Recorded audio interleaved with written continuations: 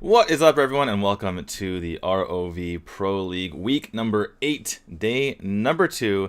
I am D2, and joining me today, is Niberia. Niberia, how's it Hello. going? Yeah, it's going great, man. I am never going to get tired of those anime-esque intros that the teams do. Every single time, they still make me smile. They're just so cute. It is indeed cute. Well, I also don't have my lightning completely set up, so there's a dark shadow cast over me. In any case, it's going to be an interesting set of matches today. We are nearly done with the regular season. It's only today and tomorrow, and then we are finished with that. And it's going to be interesting to see who makes the playoffs. Only the top 4 teams do get to go. As you can see, currently EVOS is in, but they've played one more match than RRQ, and RRQ is in action today. Actually, they're both in action today, so that's going to be interesting. Now, they both play against pretty highly ranked teams in Alpha Red and Bazaar Gaming, and Alpha Red and Bazaar Gaming are in their own little race to be in the top 2. Now, if you guys don't know, the top 2 seeds go immediately to the winners final, or the winners bracket, and the 3rd and 4th place teams go to the losers bracket. So it's kind of like a semi-gauntlet style situation. So the difference between 2nd and 3rd is a huge deal, and there's currently a 3-team race for those top 2 spots. Yeah, that said, though, I mean, Alpha Red has just been really consistently up there in the top echelon of the rankings the entire season. So I, generally speaking, don't expect them to have too hard a time, but that doesn't mean they can get complacent. And today, with their first match, is going to be against RRQ, and they're pretty favored in this one, D2. Well, that's the thing. Last time I saw you, Alpha Red was dominating. Like, they were 4 to 5 points ahead of City Bacon and Bazaar. But then, since then, they lost to Bacon, they lost to Bazaar, and then they lost to SNCK down at the bottom of the standings, just recently pulling it together by picking up a win yesterday against TTC. So, it's I really don't know what to expect from Alpha Red. I do expect them to beat RRQ because just their general performance over the season, but RRQ has also been kind of a Jekyll and Hyde team, so this is all to say it's up in the air a little bit. That'll be our first matchup for the day. But what are your feelings about Bazaar versus EVOS, which is going to come up next? Well, Bazaar has been pretty dominant. As I'll finish my thought in a second. Let's take a look at the most picked and banned heroes, since that graphic is up on the screen at the moment. So 99.19% here for Lindis, which is surprising to me. I would expect Violet to be higher up there. I think people have perhaps overvalued Lindis up to this point, but now that Violet's gotten nerfed with that Soul Reaver nerf, certainly Lindis has retaken the place as the top marksman jungler. Malok, you're well, it's not the source today, but the source and I are in agreement that Malok has not really deserved that high a pick and ban rate, especially because he gets absolutely shut down by Marja. Same thing goes with our opinion of Grak, but Chognar certainly deserves to be in the top 5. The source and I have developed pretty strong opinions about these about these picks and bans as we do take a look at RRQ, Coop, Sandman, Nornan, Wanois, and L9. But yeah, like you were saying earlier, Bazaar was absolutely dominant, but then they seemed really timid all of a sudden against IT.City Bacon and got pushed around by them. So that was surprising to see, and that's the last time we've seen Bazaar Gaming, because they haven't been in action for the last 2 days of matches. So yeah, I am interested to see if Bazaar Gaming can bounce back, but we do have not that match right now. We have Alpha Red coming up with SD first one, NT, Talos, and KSSA with NT and first one typically atop a lot of the leaderboards as far as kills, as far as KDA, all that kind of stuff. Hopefully they'll be able to keep back to form instead of falling down at the first hurdle, because as you said, they are in contention for that 2nd to 3rd place split. And generally speaking, and always speaking, you really want to be in that winner's bracket if you've got the choice. So this is a pretty big match for them, where RRQ going to be contending for that playoff spot, trying to secure it for themselves. So both teams have a lot on the line here today. Not to mention, this is Alpha Red's last series of the season, so they really want to get that win because this is the last time they'll be able to control their own destiny. I believe. Wait, am I wrong? Hold on. I think that's right. Why does? Oh, right. Okay, I was getting confused for a second. I'm like, why do they have the same amount of games as IT.City Bacon when IT.City Bacon doesn't have a match this week? But then IT.City Bacon hasn't played one of their matches from week 7, which is weird. Any case. Huh. That is weird. So I'm assuming they'll reschedule that because that's a big one between RRQ and Bacon. So we'll see. In any case, assuming they play that match, there's 1 match left for Alpha Red, 2 matches left for RRQ, and 1 match left for IT.City Bacon. And there's actually 2 matches left for Bazaar today and tomorrow. So that will be something to look out for. Alright, we're getting to our pick and ban phase.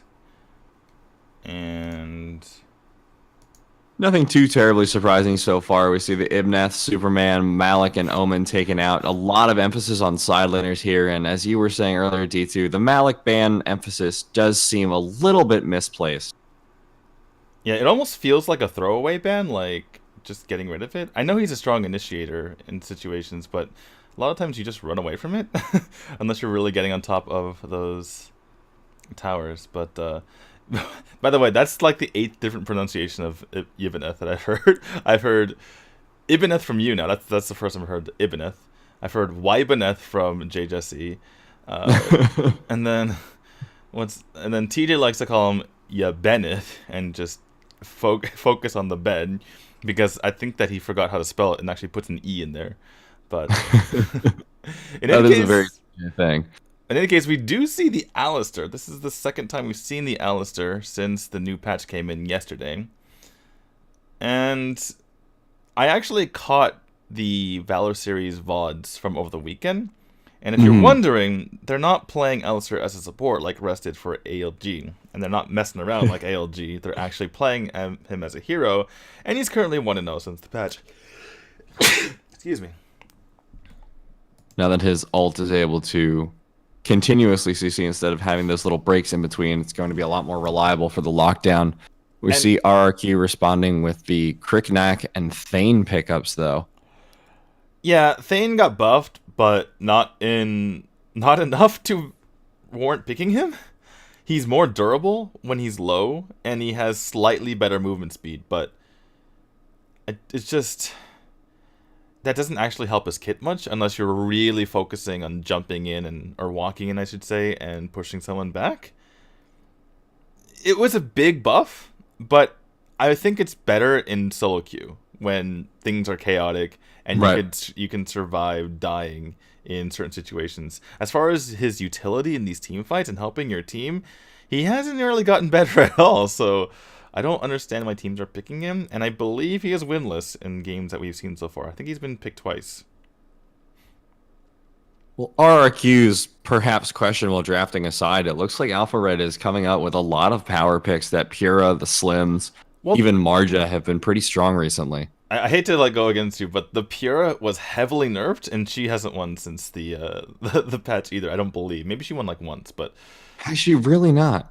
Damn. Well, since yesterday, so it's not. Okay, look, D2, I can't lie to you. I was so excited about Pura being decent for once. I really wanted to hammer it home. And now suddenly they're like, no, wait, Pura can't be played ever. That's a mistake. You read my patch notes, right? I was disappointed. I'm like, why? Well, we have a Yorn pick over here from RRQ, which is fine. We see a lot of Yorn actually in GCS and Valor series, especially from Team Nova, who's the top team in Europe. And this is only the 5th time he's been picked, apparently, but he's won when he's been picked, so certainly something. And I like that they picked him late, which meant that the counter picks were going to be unlikely. We saw Yorn pick yesterday and I guess that was the only loss that Yorn has had in the league, but there was a counter pick from Bacon when they went for Max, and that really shut him down. But as far as if you can pick him late in the draft and avoid a heavy counter like a Kriegnack or a Max or what have you, then you can do a lot of work, especially because he's a lot stronger in the early game, but less strong in the late game, and a lot less clunky since his cast times have been improved. How do you feel about the final Xenial pickup there for Alpha Red? Do you think it fits well into their composition? I am already forgetting their composition because it went that draft happened way too fast for my liking.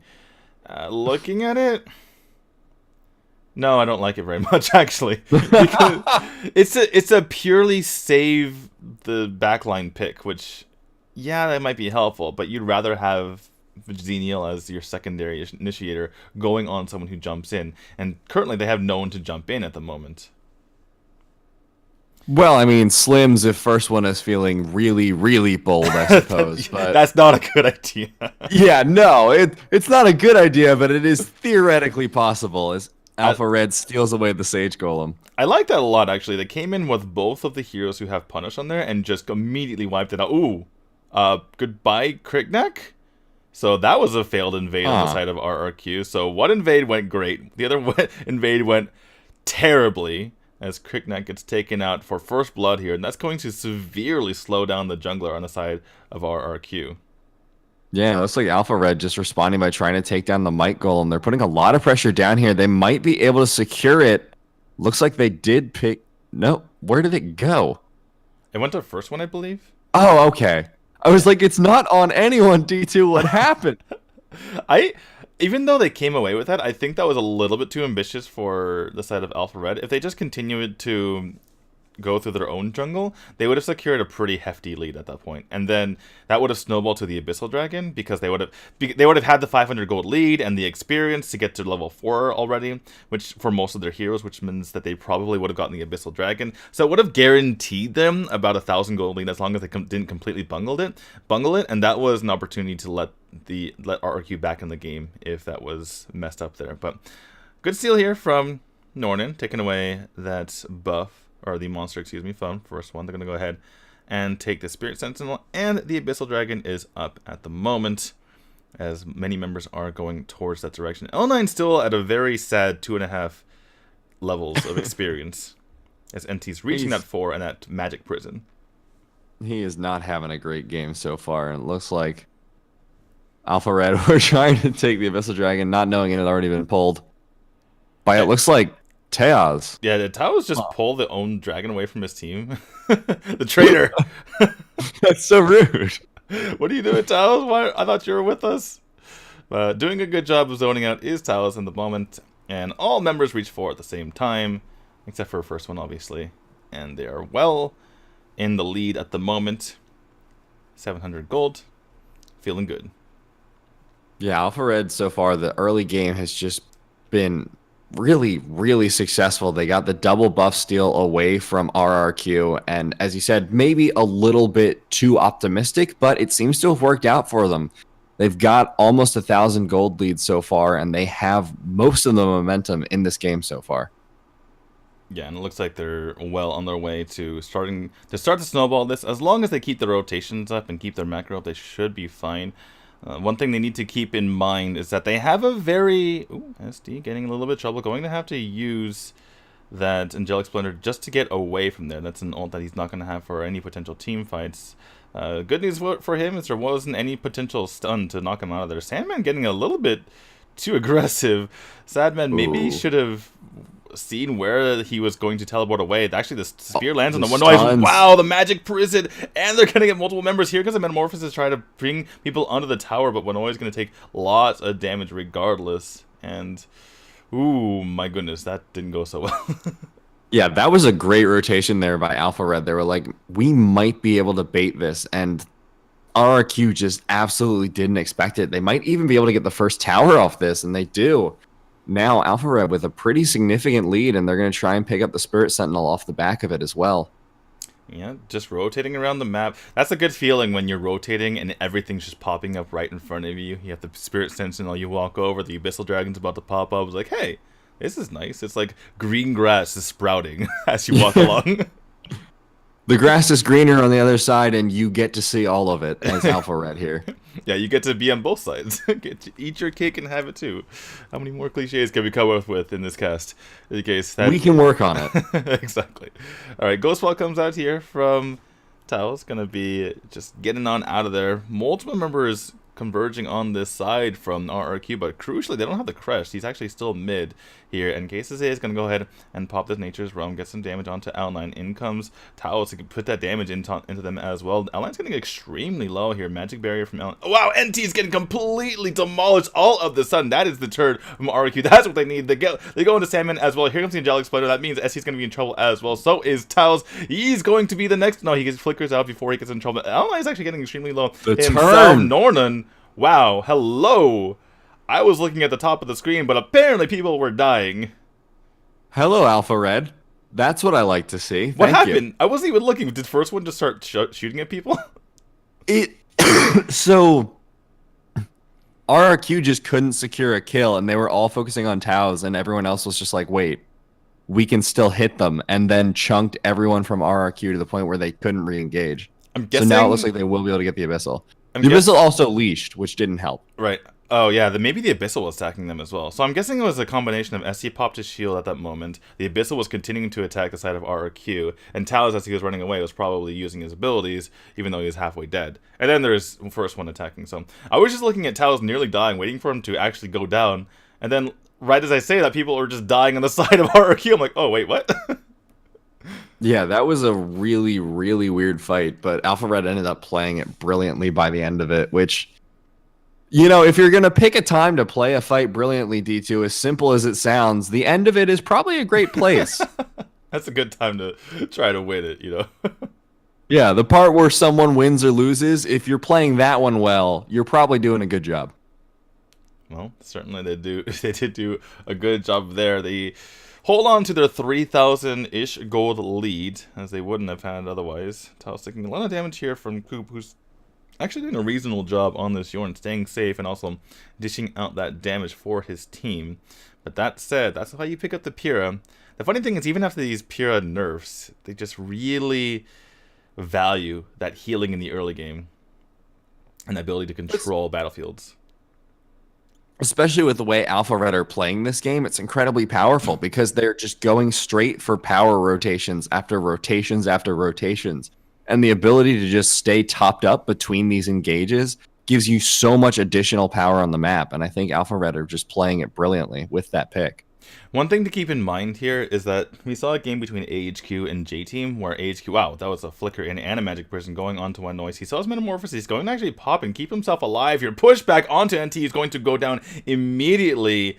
One noise actually taking a lot of damage still, as he's going to use his Angelic Splendor to keep first one alive. But that's pretty scary, and that's probably why you don't want to jump on a Crush deep into his base, as KSSA tries to get aggressive on the Sadman, but he's going to fall away. I think Alpha Red were just a little bit too confident in their abilities there, just thinking they had a lot more damage than they did, and unfortunately losing one for it. But surprisingly not losing all of them. I thought RRQ would hard commit a lot further, but it looks like instead they want to focus on this Abyssal Dragon here. They do have 3 down here in the bottom lane compared to the just 2 of Alpha Red, but soon those numbers are going to even up. Well, the story I was about to say is that J-Team was heavily behind AHQ, but all of a sudden they hit a point where Neil on the Crickneck went off and started killing the backline once he started hitting his damage spike, and that was the major difference. Once the Slims on that side wasn't able to get the damage in and he was immediately dead, then J-Team started the comeback. So that's a blueprint here for RRQ to come back. If Sadman can hit his damage spikes, then he gets into the backline, starts killing members, and all of a sudden Alpha Red is short on damage. Yeah, they now able to pick up that Abyssal Dragon, keeping their 3k gold lead, which is, unfortunately for them, been kind of constant. They haven't been able to further it any, and as the game gets later, as you said, RRQ is going to have more chances to come back. And with the gold lead not increasing any, proportionally, RRQ are bringing themselves back into it. Yeah, absolutely. As long as I can stay into this game, they have a slightly better team fight between the stuns from Thane and the metamorphosis from Crush, and just the general tankiness of those two heroes, as well as just Thorn unleashing fire from the back. It's going to be pretty hard. And on top of that, there's really not much of a dive here from Alpha Red to get onto the Yorn, whereas RRQ does have that dive. Now, speaking of getting ahead. Wow, big knock up onto KSSA. He has to pop his windshield, and he's going to take a lot of damage here. Elnan's going to have to charge on right out of here. Talos takes a lot of damage in the meantime, but still has a Ghost Walk to his name. One always going to jump onto her, use this little bit of spin. Does have that Metamorphosis if he does need to have it. And here is RRQ just pushing around the side of Alpha Red all of a sudden. Alpha Red is just getting absolutely chunked out of this fight over and over, and I don't really think they have much of a chance to respond. Flickers used by both. Sadman? He didn't really need to take that tower charge. He could have just charged over that wall there. But big Metamorphosis comes in. He's going to jump up onto KSSA, but it's going to get stopped by that magic barrier, and that's why you don't mess with an Alistair. More members going down. Sandman actually takes down 2. He might go down to this tower, but able to narrowly get away. Taos going to be on the chase there. So, oh my goodness, what a fight that ended up turning out to be. Suddenly they were caught by the Alistair, but then they weren't because Sadman took out 2.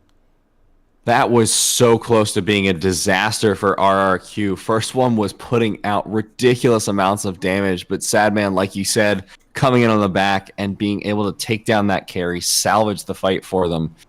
And now Gold Lead's starting to, well, continue evening up.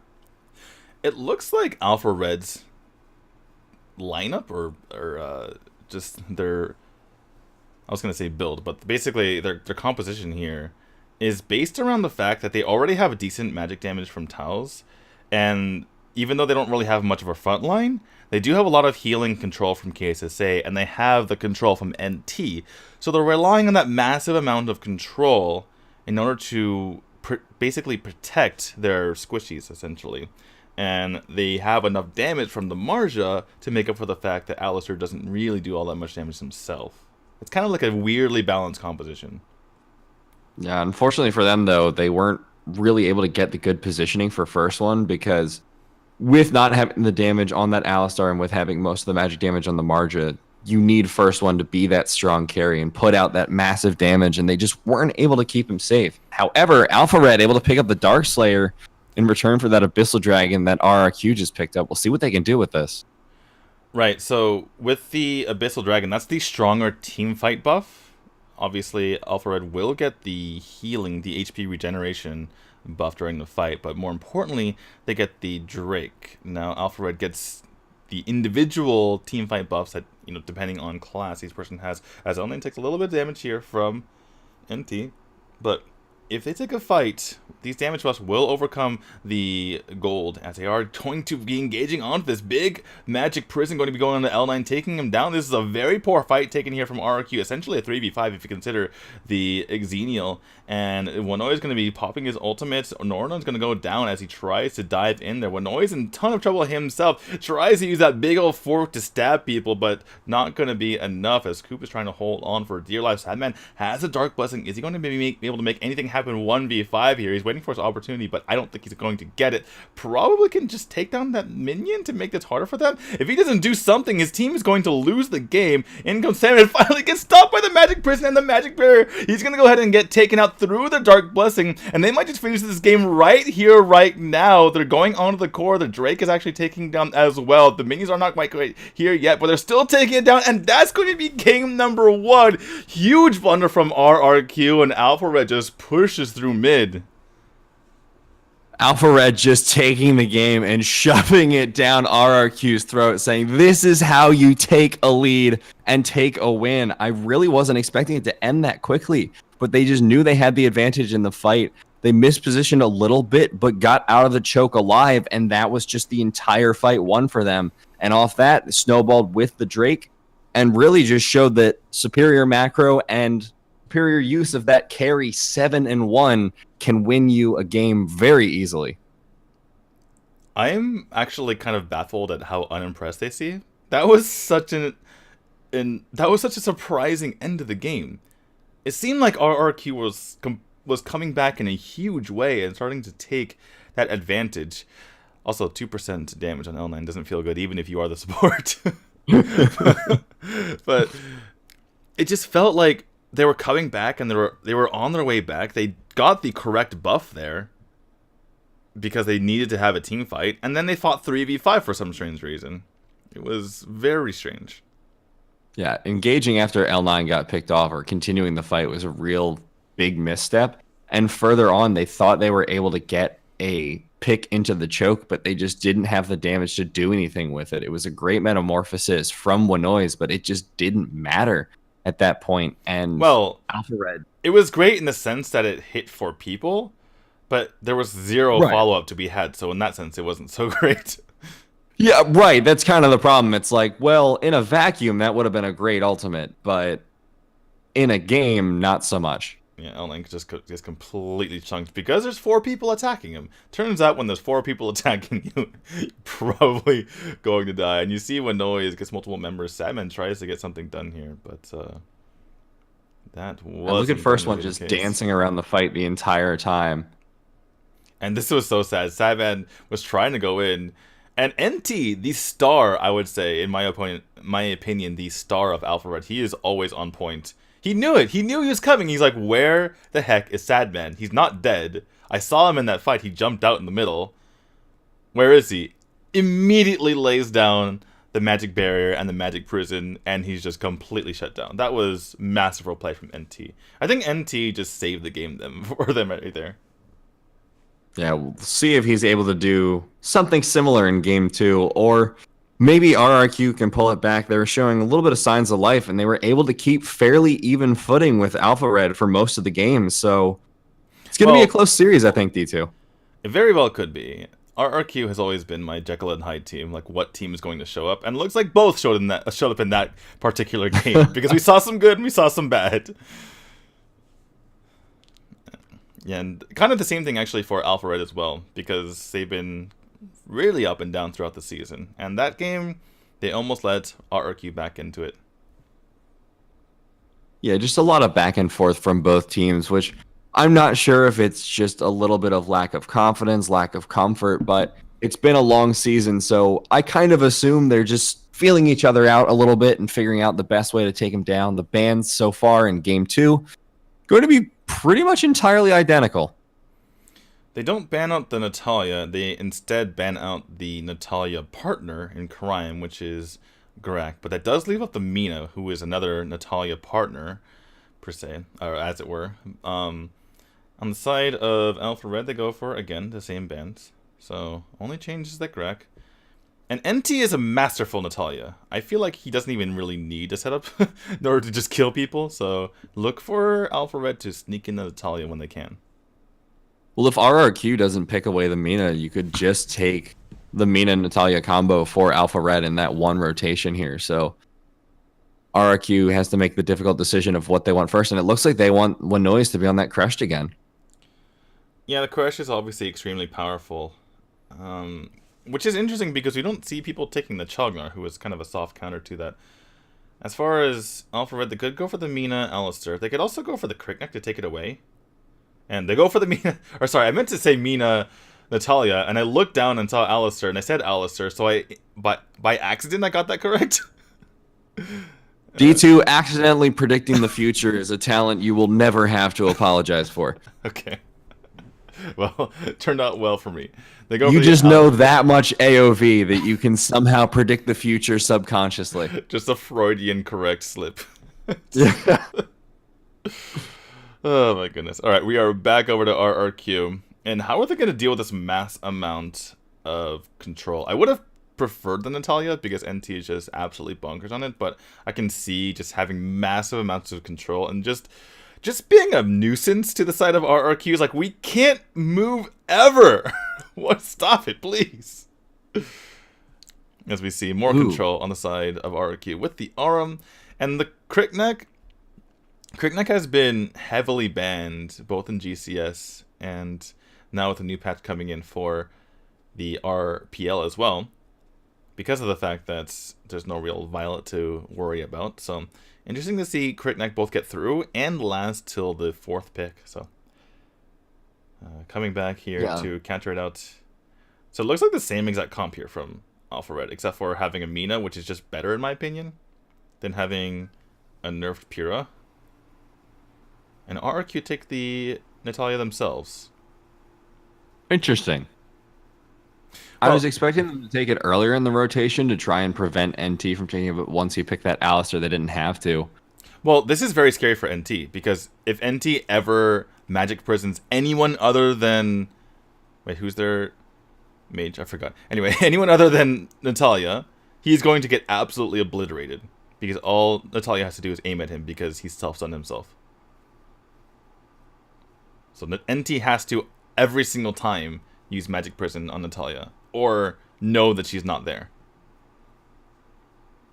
These comps are really similar to last game. The only change, like you said, for Alpha Red going to be the Mina instead of the Pyrrha. RRQ switching it up a little bit. They're going to switch out the Thane for Arum and then switch out their mage for Natalia. But in general, pretty similar coming out here from game 2. I think they're both just confident in how they want to execute. And it's just the execution itself that they might be a little bit concerned about. Right, I do think that the Mina over the Pyrrha is a huge difference. And that really rounds out their comp and makes them so much more annoying to deal with. Now, they have the front line to be able to just deal with the opponent rather than having to just heal through it, right? And just be that frontline control. And they have the extra control from Alistair if Cricknex ever tries to jump the back line. They have the panic button in the Xenial as well. I think everything works a lot better with this comp with the Mina instead of the Pyrrha. And over on the side of RRQ, Norna did a pretty good job on the Raz last time, so I don't know if the Natalia is going to make a huge difference, but certainly it's a deterrent to NT to ever use that magic prison. Can we just talk about this Natalia skin really quick? Because it's really cute, D2. It's a pretty old one from on the SDA servers. The Santa Claus one? Yeah, it's cute. I like it. I like that the little Satan worm becomes a present. I think that's cool. I think that's that Mina skin that I really want but isn't available. Rip. I think the Arcane Nova is an apple. Anyway. It's awesome. Alright, so this actually happened last time too. L9 basically playing a dueling with Coop to make sure that Coop doesn't die. But not going for the water items, interestingly enough. But I think that L9 is going to be doing a lot better on the Arm rather than the Thane, who wasn't really able to do a whole lot last game. Yeah, Arm has just a lot more default power in her kit with those little pretty kitties she has. The funny to give her healing, a lot of damage. The thing is, Thane wants to push people back, which means he's typically wanting to walk into you. And as it turns out, Arm can walk into you as well, except she is much more scary when she does that. Yeah. There's actually some threat involved in the walking into you. Exactly. Well, instead of being like, an armored man is going to just kind of stand there. All right, cool. Nice. All right, speaking of which, L9 gets smacked by the... Wow, multiple flickers forward from everyone. That was 2 flickers forward here from Alpha Red. They were on point. They're like, you flicker, we flicker. we are going to catch up to you. So I really want this kill, guys. And everyone was like, say no more. We got you. And just triple flicker out. That was fun. In any case, they're going to be burning down this Abyssal Dragon as quickly as possible. Yorn's thing is getting close, but not going to be close enough. But is able to take the Seagull as Taos got stunned out there for a moment. Ouch. So that is a small victory. Sadman's going to be deep within the side of Alpha Red Cases. He takes a big set of Arcane Spirits to the face, so he's going to have to back off for a moment there. Never mind the fact he doesn't have level 4 Dark Dominion yet. L9 just is a spear magnet, and there's the Magic Prison and the Magic Barrier. Case take a lot of damage though. That's why he picked Natalia for the clap back. And I'm not talking about Yevon.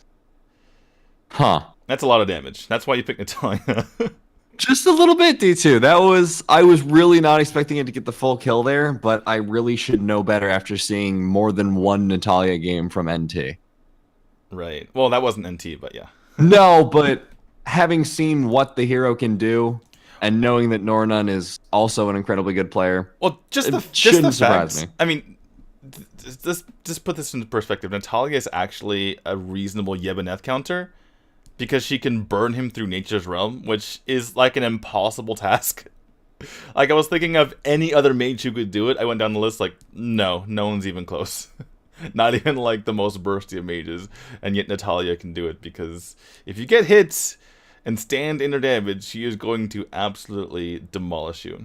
So Yeah, It's a little nasty, D2. yeah. Obviously, her issue this entire time has been her skills can be tough to land, and she's very immobile, so it's like kind of a double whammy of weaknesses. But if they land, you're in trouble. Well, and you have L9 this game as well when you can secure that snare to guarantee the landing of Nornun's abilities. That's really powerful in a pick I'm just situation. I'm just afraid if that happens, Norton's gonna just kill L9. I mean, probably, but at the same time, Arm has a lot of health, so the theory is that L9 would die slower. That's the theory, right? That's the theory behind it. Practically speaking, we're not sure how that'll turn out, but Abyssal Dragon going to be contested. No steal coming out. First one going to secure that with the punish. Now 1k gold lead for Alpha Red at 4 minutes in. Sorry, I had to ask. Not too bad so far for them. Oh, Metamorphosis maybe going for the dive there onto SD. SD getting pretty low here. Going to try and get the Angelic Splendor out, but no. Sadman going to pick up the kill. They should be able to get the tower, but NT. Nornun is just destroying people left and right. Oh, the Flicker Dark Dominion in onto L9. They're going to take him out again. L9 somehow has all 3 deaths. Is that right? Yep. Well, that is the very scary combo here from Winoise and Sadman, because Winoise can tank a ton of damage, and while he's taking that, oh wow, nice snipe there from Coop onto Taos. Good job by him. Coop actually been doing a really good job on this run through 2 games. But anyway, like I was saying, Sadman can do a ton of damage, which means he can even burn through the Xenial like you just saw there. KSSA taking a little bit of damage. And he right back to mid, going to be farming up. Nornun has those Hermes select, going to be just booking it through these bushes, trying to pick up a kill here. And that has certainly helped her out in trying to take these members down. Honestly, D2, it's so bizarre seeing Coop doing well on Yorn. I mean, not because I don't think he's a good player. I think he is, as we're going to see him almost take out KSSA.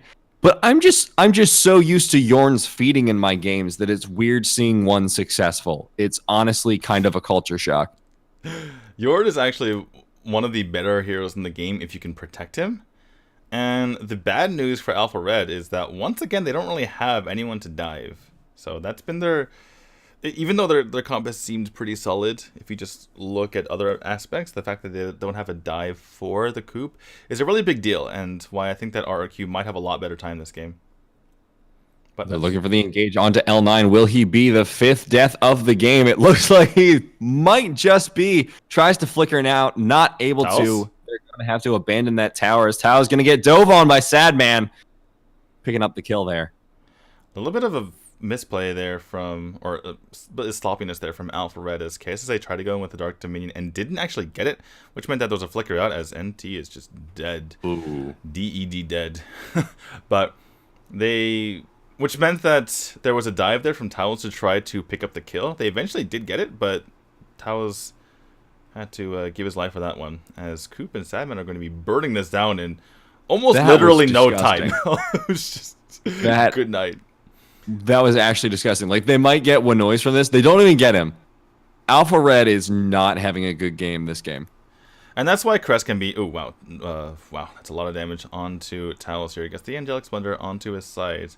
But Sadman's going to be backing, or just going right back in there, going to steal away the Sage Golem as well. But, yeah, that is why Crash can be a reasonable side laner, even if he's not the greatest at dueling, because he could just hold off members for a long time, and he can hold off ganks.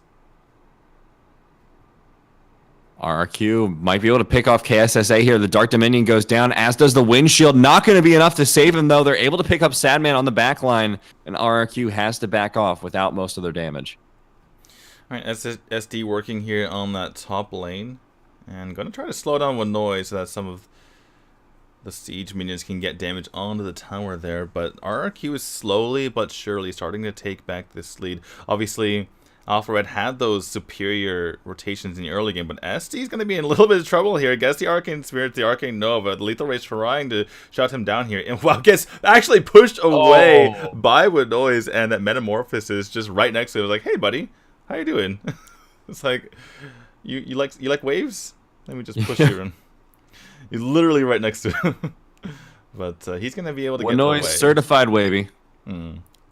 Well, they're going to be pushing on the Dark Slayer here, and SD does not have the Angelic Splendor, so he's not going to be able to help this fight out. Here comes the Dark Dominion, and going to be burned down by Sadman and Norton crew. Case is in a lot of trouble, actually jukes out the Arcanema, but goes down in the end. That's a ton of damage coming out from Oh, Coop. NT.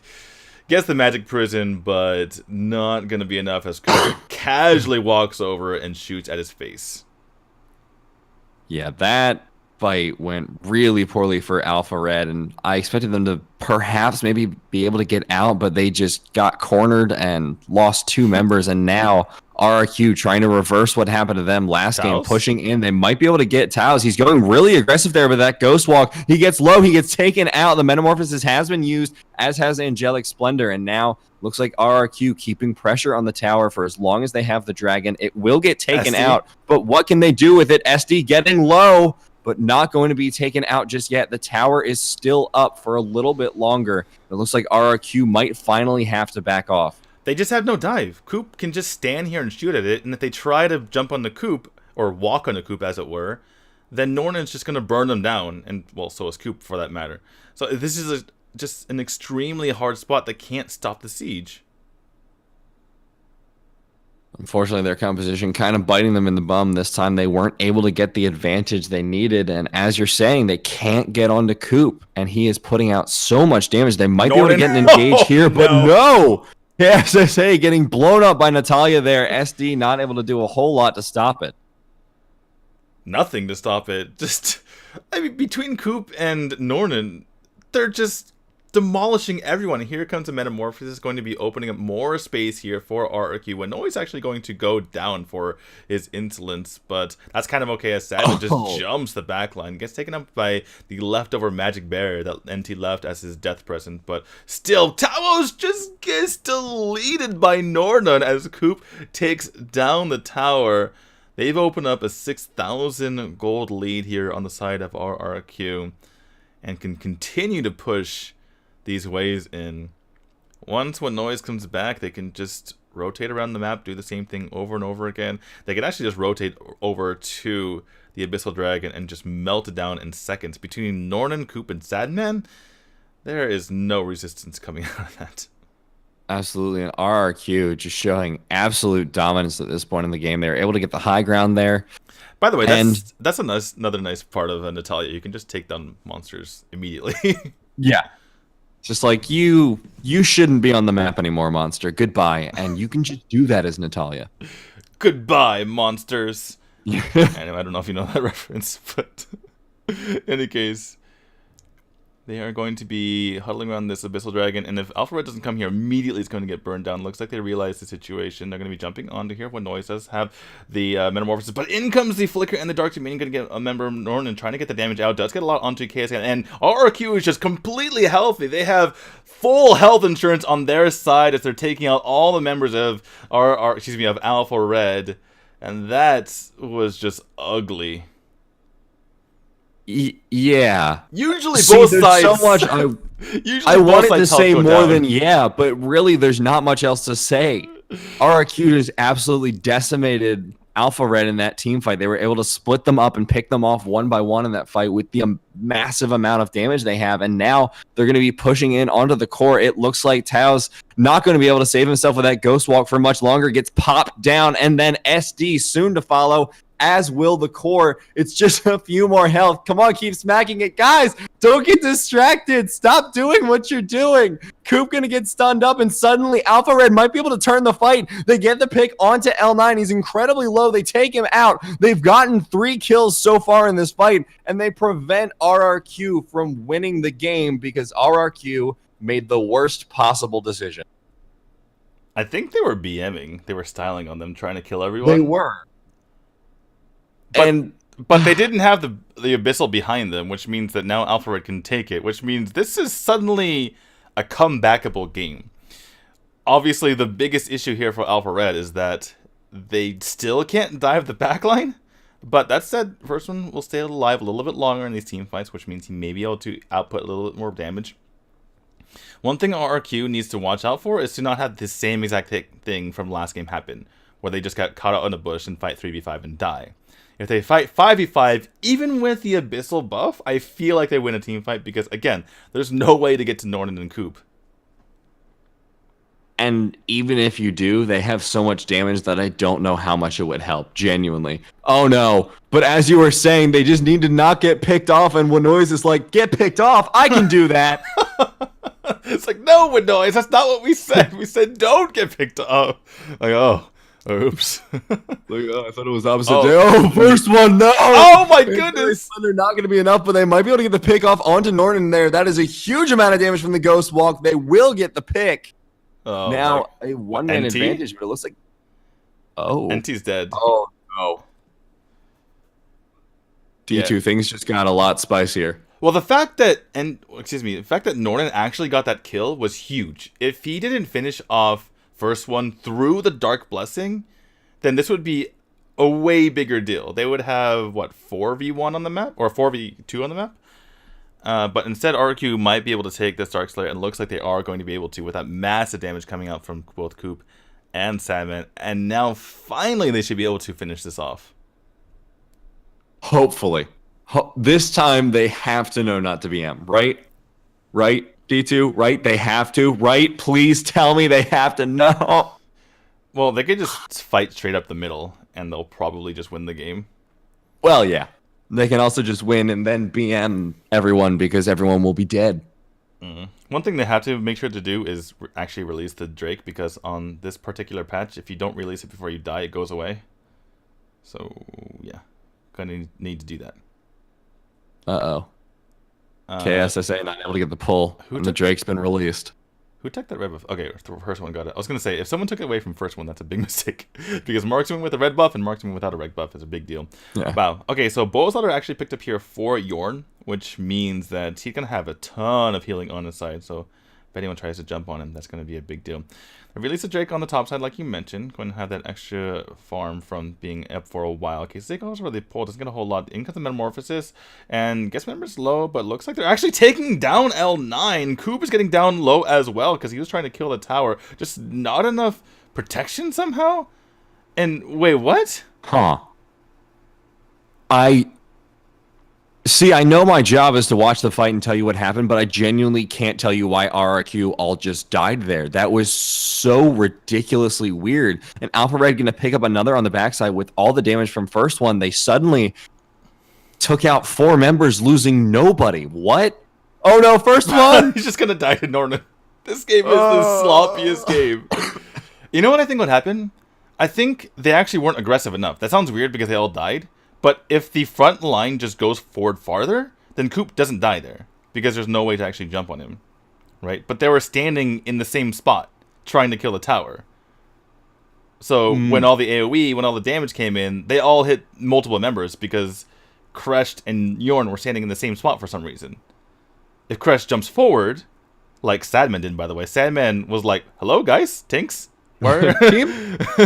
He actually jumped the back line, whereas Winoise and L9 did not, and they were just standing there, and everyone took the same amount of damage, and they weren't able to finish off the tower because no one was actually protecting Yorn. They were just allowing the damage to fall on everyone. I think that's what happened.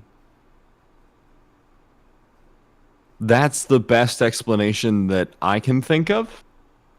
So, well, I saw them die. Just go with it. I saw them die next to each other, so that's just the most simple explanation given the positioning of the team.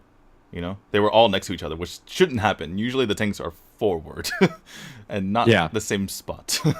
Hence being called the front line. Exactly. Apparently they thought that was just tick and flea protection for their pets and didn't really pay it mind with the team fight positioning.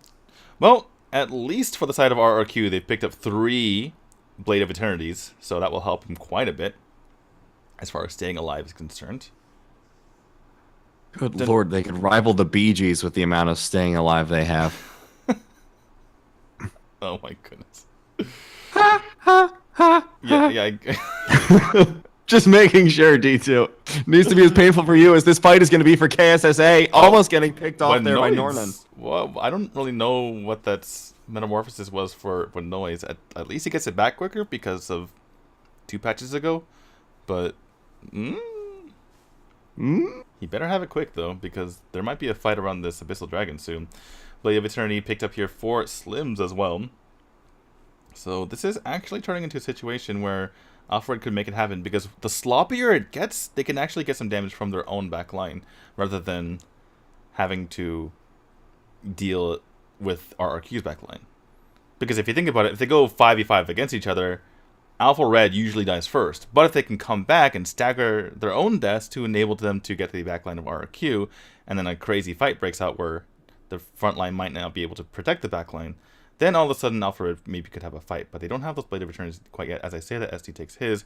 Abyssal Dragon just gets taken uncontested. They're on the KSSA. NT might get picked off here. SD comes in with the Angelic Splendor, but it's not going to be enough. He's on to Coop, and Sadman gets taken out when he dives onto the back line. First one is going to be here with the damage. He might be able to take down L9. L9 getting incredibly low. The crits from first one are doing so much work. Winoi's going to get dropped there. He has the Blade of Eternity. Will first one be able to take it? No! He gets knocked down by Nornan, and the Blade of Eternity will not be enough to keep him safe. This should be the game here for RRQ as they pick up the final kill onto SD. Sadman did his job. Sadman did his job. He dove the backline. 3 people paid attention to him for a long time, and that allowed RRQ to win the rest of the fight. That's as simple as that. That was a game, D2. It was indeed a game. They played a game of Arena of Valor. Beyond that, I can't really say anything definitively, because it seemed like both teams weren't sure if they wanted to throw or not. And eventually RRQ decided that they didn't. And that just ended the game. Which, okay, that's an unfair characterization, but literally them BMing at the core caused us to have like a 6-minute longer game. Right. And it nearly reversing the other way. Yeah. Which, it just... I respect the call. I respect the confidence. How many snares did you see from L9? Like 3. Right. It wasn't just me then. I didn't see many. Yeah, no, I only saw like 3. One of which was in that last fight. Unless L9 was literally throwing out the snares as he died, which is entirely possible. See, here wasn't one. Well, he didn't have level 4 because he was dead. Yeah, let's see. Let's count. L9 didn't have snare here, so he couldn't use it anyway, which means he used it at some point. I'm not saying he didn't use it. It's just like, when did he actually use it? Yeah, I'm very. When was it confused. impactful? There's one there. He just used it off cooldown because it wasn't on cooldown last time. And they didn't finish the game here. Like you see, this is where they should have won. Literally, if they had kept attacking the core. Oh my god.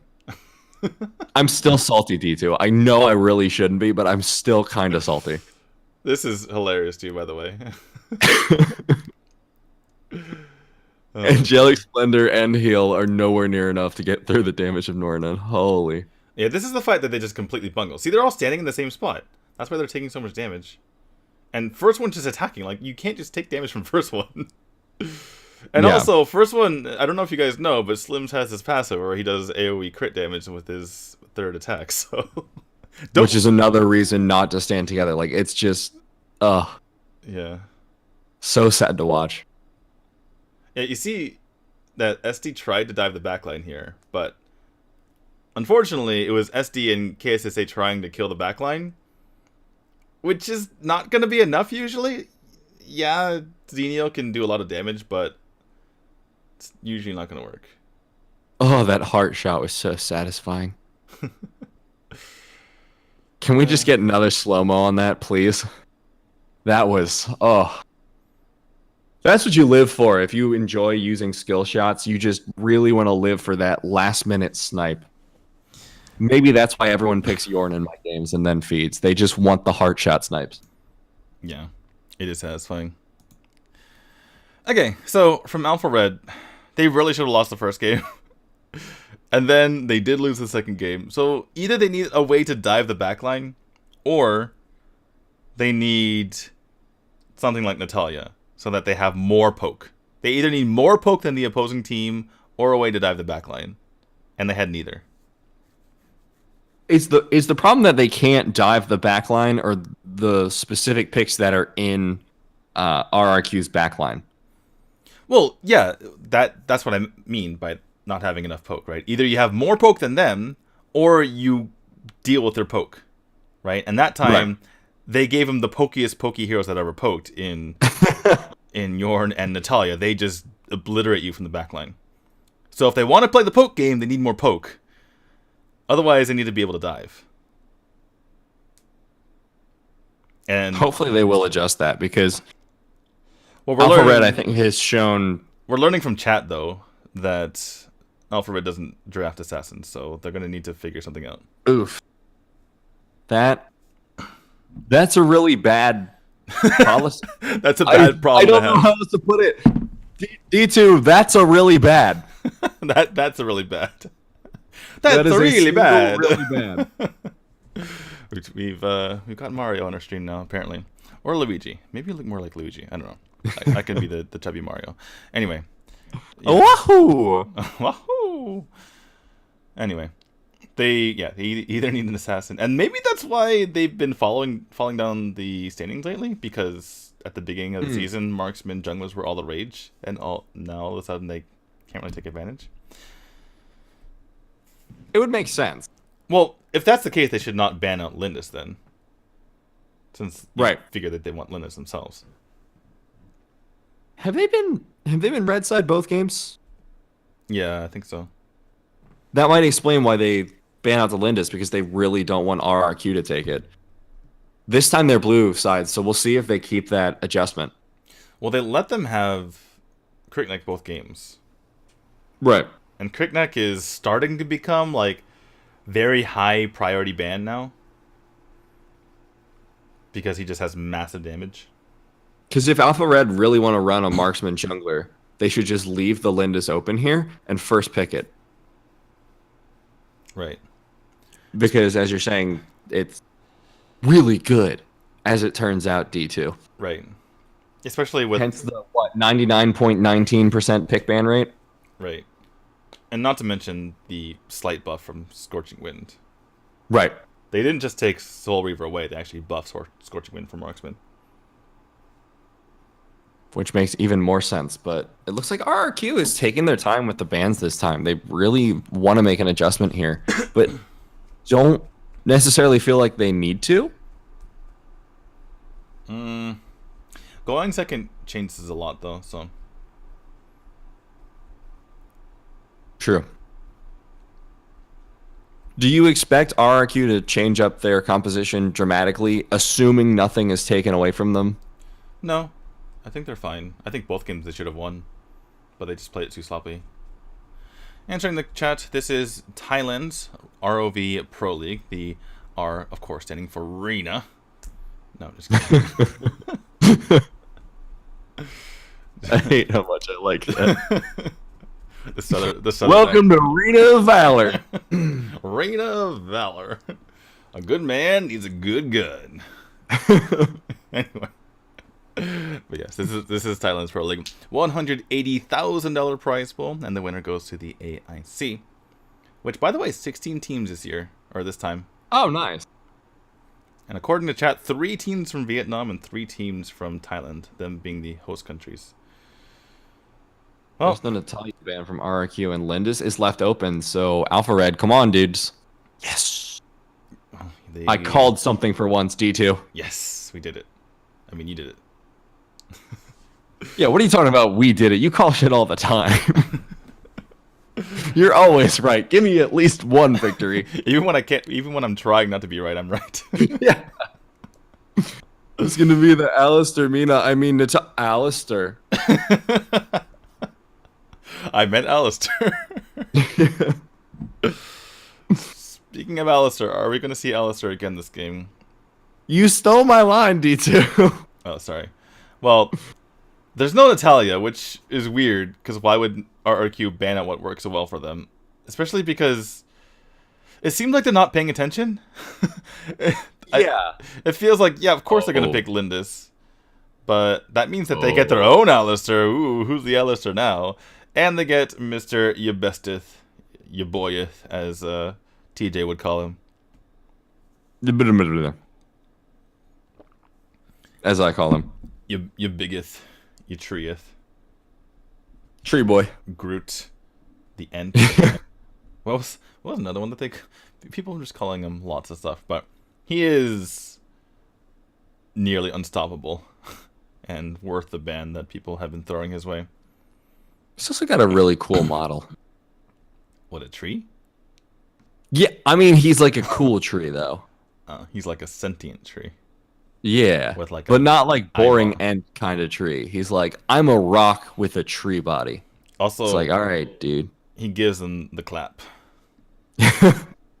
And he's the master of the clap back too, because people jump on him and he's like, no.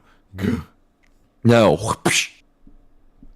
Oh, I forget what he says when you kill like a number of people and like have a kill streak. It's like he says it's like the most badass line. I'll try to remember it over the break. But because I have a VOD of when I was just playing him literally for the first time in the side lane after testing him out as a support. And then I went like 7-0 and 9. I was like, oh, this is pretty good. You're like, this side lane thing might work out. It's a pretty good hero. Alright, well, Marja and Mina taken here for Alpha Red. So, pretty much the same draft as we saw last time with the Slims moved out. Obviously, they're going to have to find a replacement for the Alistair. But, yeah, Zill has been a little bit more in the meta lately. I'm actually curious to see if they're going to go for him in the side lane or as a jungler, because both have been used lately. And strangely enough, the side laner has been more effective. Well, that said, the jungler was on a bad team. But anyway, we'll have to see. Yeah, so... Ooh, wow, Alpha Red. I like it. Changing it up. That's that dive. They kind of have double support here, though, if they lock in the Chognar, don't they?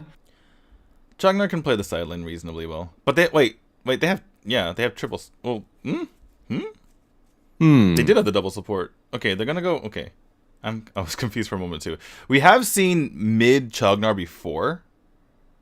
My first instinct was to say, oh, Chognar can play side lane, fine. But then I looked at the rest of the draft and I'm like, wait a second. Lindis has to be side lane, so... But then Marja can be mid as well. She can kind of man mid. But since... I don't know. Anyway, the point is they switched the pick. And now it's going to be mid Liliana, side lane Lindis, side lane Marja, and roaming Mina. But I don't like the... I don't like Lindis in that case. Also, what are they diving? Wait, what? I was for a moment I liked it, but then I looked over at RRQ's draft and I'm like, wait a second, they don't have a Yorn now, and they haven't picked a Yorn, and having picked the Crackneck before the last pick, they just pigeonholed themselves into a draft. They thought they're gonna pick the Yorn, and RRQ's like, well, you just picked Crackneck, so why will we pick Yorn? We're gonna pick someone else. So they picked someone else, and RRQ just bamboozled them. And I'm using the source's word bamboozle, but I don't care because I kind of like it. It's a good word. What just happened? RRQ You've been bamboozled. Exactly. They're like, they're gonna pick Yorn again. We're gonna pick Crickneck, and then they're like, but you pick Crickneck, so we're not gonna pick Yorn. Like, wait, that's cheating. Wait a minute, you're not supposed to adapt. That's our job that we only just now learned in Game 3 of the series. Come on, Alpha Red. You know better than this, probably. Probably. So how do you feel about these compositions as they've shaken out? Because we've talked a little bit about how Alpha Red like drafted themselves into a corner, but... Well, okay. The Alistair is somewhat squishy, so if he uses his Magic Prison and or Magic Barrier on someone else, then perhaps the crit knight can get to him. Similar story goes for Zill, because once he uses Tornado, he's going to be... By the way, Tornado. You're not, okay, never mind. Caster skill? No? Okay. No. I was having flashbacks, D2. Anyway. Like, no. Anyway, if he's already used Tornado, then he can be jumped on as well. Other than that, there's not a whole lot to jump on. I suppose One Noise can be, but he can also just stab him in the face in return as well. So we'll see. Or Really just depends pinwheel on out. Like, damn. it really depends on the Cricknick play. It also depends a lot on the Lindis play, who I know Thai people like to see her in the side lane, but I'm very skeptical, and you see Coop already just smacking her around, so that's Yeah, how it is. that is abusive. I Although, to be need to fair, report this. it is kind of decent against the Yeboneth, because he likes to stand in bushes to heal, and she can see through bushes. So that's something.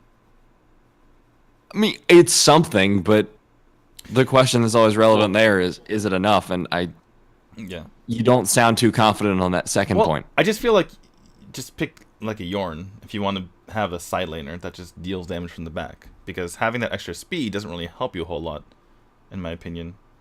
You'd rather just have more damage. Well, I think it's a case of their draft goal changing like halfway through, but for a bad reason. Because we were talking Coop. about, oh, Coop getting never jumped on mind. here. Coop First one doing a lot of damage. Gets the Redwood Rush, but not going to be enough there as Tao's first one and crew pick him off. They can't take this tower down because of the reduced damage that you deal pre 3 minutes. But first one's going to go ahead and stick around here. And that was a nice flicker out from KSSA onto him, Coop. I was about to say that Coop played that a little bit too dangerously, but he was behind his tower, so you can't really blame him too much. You're not going to... You don't always expect a bug flying out of nowhere, as well as KSSA flickering into the hole. So yeah, there's only so safe you can be, and usually behind your tower is fairly high on that list. right, so we're gonna forgive him for that one. As the Abyssal Dragon comes up here, Alpha Red's going to be in a little bit of an advantage as far as this Abyssal Dragon is concerned because of that first blood. They'll be closer to 4 in all the members. But that said, looks like Kirkneck is heading toward the Spirit Sentinel instead. Going to be scouted out by Winoise, as you can see on your mini-map. And looks like we're kind of just resetting at this point. Yeah, interesting play here in the early game. We haven't seen a whole lot of fighting as opposed to the other games where by this point we'd had like multiple kills and multiple invades. This early game seems fairly low-key by comparison. Alpha Red continually leashing and releasing that Abyssal Dragon, just sort of like fishing where you just find one, it's not big enough and you let it go. But this time, first one's like, no, we'll just kill it this time. Has the punish, going to be able to pick it up there. KSSA curing that one, which is weird because he doesn't have punish. Anyways, SD in a lot of trouble there on that Marja. Should be taken down, no problem, by Sadman. Well, there's a rotation coming here. I think Winoise should have just... Wow, that was interesting. Huh. Blinding light in one place, shining light in another. I guess that's one way to guarantee the damage, but definitely not guarantee the kill. In any case, yeah. Well, the tower goes down here on the bottom lane. I kind of want RRQ to switch their side lanes and put Coop against SD. I think that's a reasonable matchup for him. He's not really going to die from Marja by herself. And then the Dioma has long enough range to deal with the Linus, but maybe not. Looks like 3 members are diving onto Linus here, but she's near the bushes, so I think she's going to get away. Or maybe not. The Magic Barrier comes out. The Mages to go, whoa, not going to be enough, because that doesn't slow people. KSSA is going to go ahead and pull in Winoise, and this rotation has proven very lethal here for the side of Alpha Red. And this makes you wonder why they haven't picked more assassin junglers, because this is looking really good for them. Yeah, that was a great play around the map from them. Alpha Red knew that there was a lot of pressure drawn by Tails onto the bottom side, and he said, okay, I just dodged the gank. You guys are safe to go in top. And they went in, they got the kill, they got out. Really good play there from Alpha Red. Yeah, and they've done that twice this game already, and it's looked great. And against a comp that isn't really designed or isn't really too vulnerable to it, as Sadman's getting a lot of damage put onto him. Shining Light's going to be that last bit of damage to scare them away. But yeah, this is not even that vulnerable of a comp. They killed a Yeboneth, for Christ's sake. And it's just like, if they're this competent at this comp, for lack of a better phrase, then why not use it more often, is my question.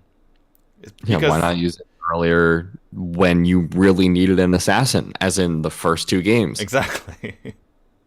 Just a thought. Just a thought. Maybe they didn't want to pull it out against RRQ and save it for the playoffs. But they need to have seeding, so nah. That was a cute pull by KSSA. Gonna go for it again, looks like, but gonna back off. Okay. It's a little gutsy. As we were talking, Alpha Red did pick up a second Abyssal Dragon as well. Their lead is now ballooned to about 2.2k. Pretty decent here in the early mid, but it's not significant enough that RRQ can't pull it back by any means. But if Alpha Red keep playing like they do and pulling the map left and right and just keeping RRQ on the back foot. Well, the thing is, it felt like RRQ had the early game, other than the Crickneck. The Crickneck was the one differentiating factor where they could just start ballooning a lead. Other than that, RRQ doesn't have marksman. You know, Yoma's kind of an early game hero as he's going to get taken down through the Spectral Ire.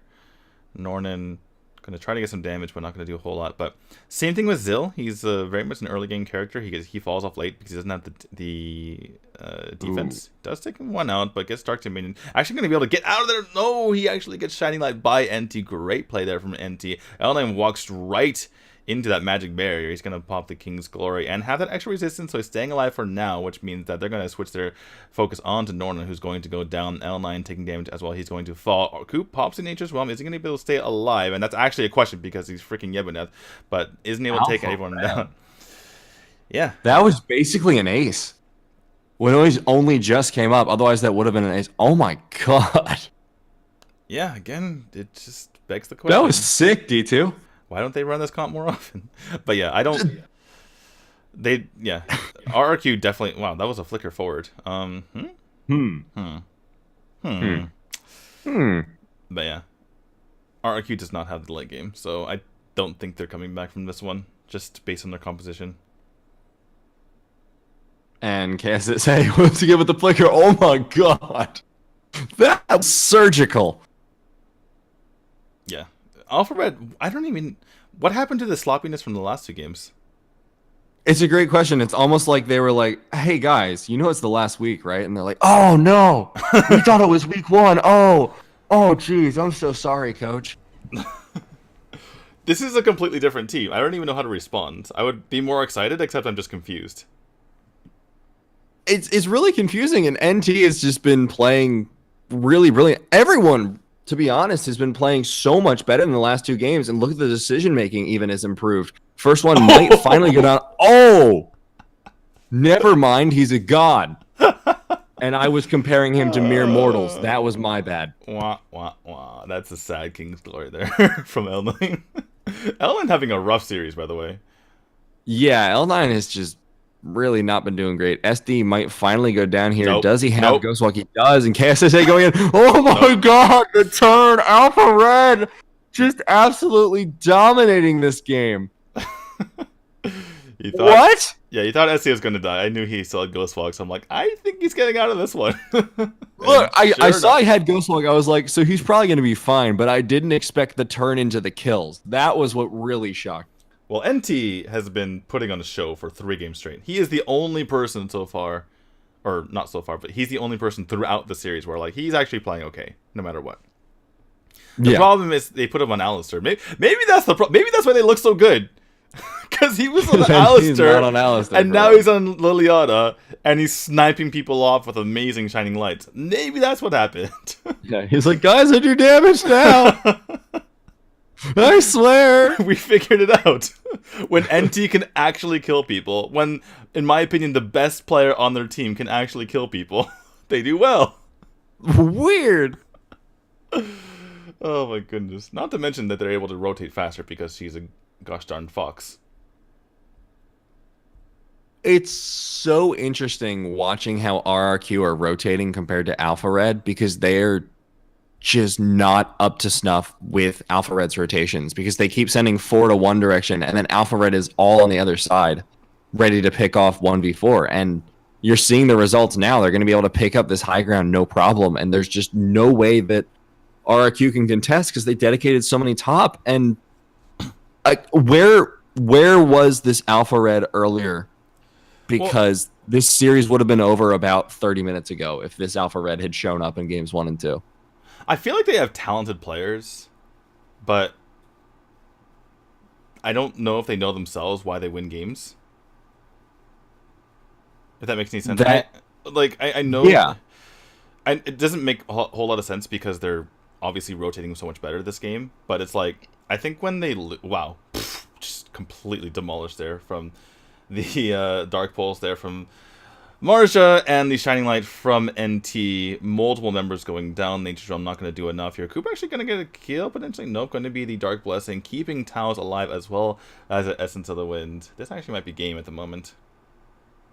They could be able to push down bot here. They're going to clear out the wave. This That's should game. be game. Yeah, it has to be. It's 10 seconds on Sadman. Lots of seconds on everyone else.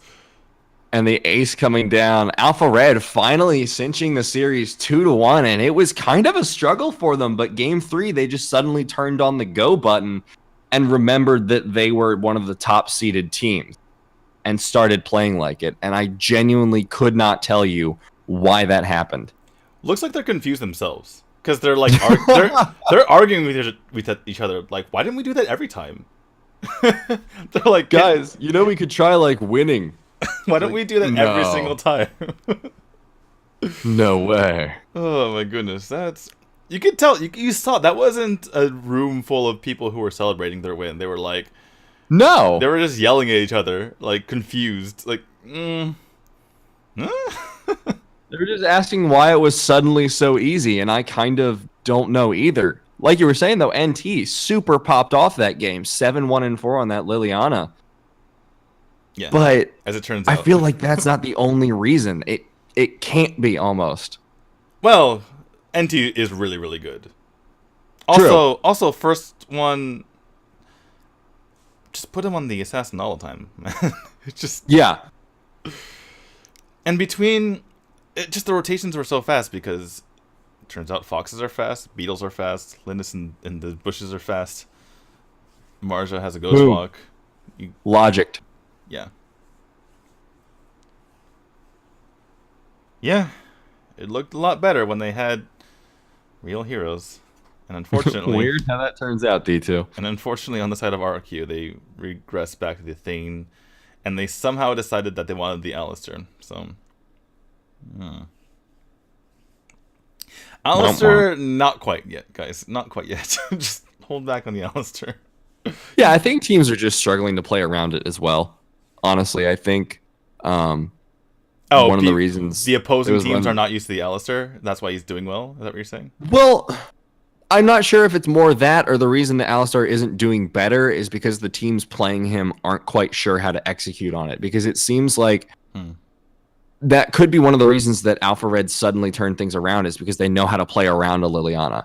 Because you have a ton of damage, you have the ability to roam, whereas Alistair just has a lot of control. And maybe Alpha Red are just so used to NT being that reliable damage source that they don't know how to play without him doing that. Right. And the problem with having Alistair is so much of his kit revolves around control that you need damage from somewhere else. Yeah, it's super annoying to put a big wall in front of you and hold you down with Magic Prison, but that doesn't kill people. You know it's just annoying. You know what suppresses people really, really well is killing them dead, so that they can't come back. That's the best control. You're CC'd until your death timer is up. That's a long CC. I mean, in a way, Shining Light is a CC because they're just dead. So, anyway.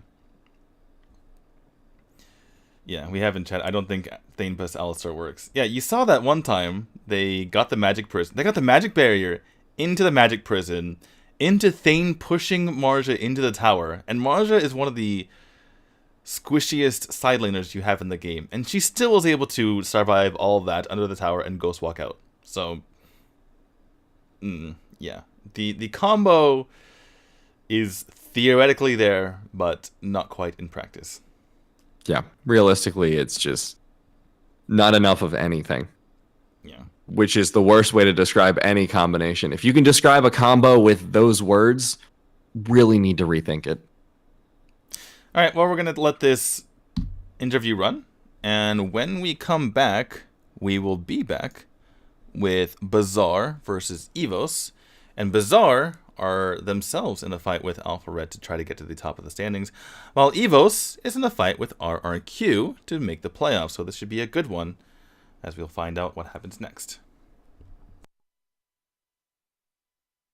เก่งขึ้นโดยอันติมันแบบว่าไม่มีอะไรหยุดได้แล้วก็บวกกับสกิลมันก็ปั่นประสาทอีกทีมได้ดีพอสมควรน่ารำคาญนะเดินติดอีกแล้ว โดนดูด โดนดึงโดนขังอะไรนะก็ไม่รู้ติดจังเลยใช่ค่ะ ถาม KSSA แล้วกันค่ะว่าทำไมเราถึงพลิกกลับมาเอาชนะได้ในเกมที่ 3 คิดว่าเป็นเพราะว่าอะไรคะก็คุยกันดีขึ้นครับแล้วก็คุยกันแบบในทีมดีขึ้นเรื่องของการสื่อสารที่แบบแล้วส่วนเราล่ะคะก็ตาสองน่าจะสื่อสารกันไม่ค่อยดีครับไม่รู้ว่าจะทำอะไรกันแล้วก็เลยลวนไปหมดเลยก็เลยสื่อสารกันดีขึ้นก็เลยพลิกกลับมาเอาชนะได้ในเกมที่ ฝากอะไรถึงแฟนๆในวันที่ 20 หน่อยเชิญชวนน้องๆ หรือพี่ๆมาดูในวันออฟไลน์หน่อยค่ะก็เชิญชวนวันที่ 20 นี้ครับที่เซ็นทรัลเวิลด์ครับก็ฝากติดตามเชียร์พวกเราด้วย แล้วก็ทีมอื่นๆด้วยครับเช่นกันครับผมใช่วันที่ 20 นี้นะคะก็มีพวกเราไปด้วยนะคะยังไงก็มาเจอกันได้นะคะที่ GMM Live House นะคะศูนย์การค้าเซ็นทรัลเวิ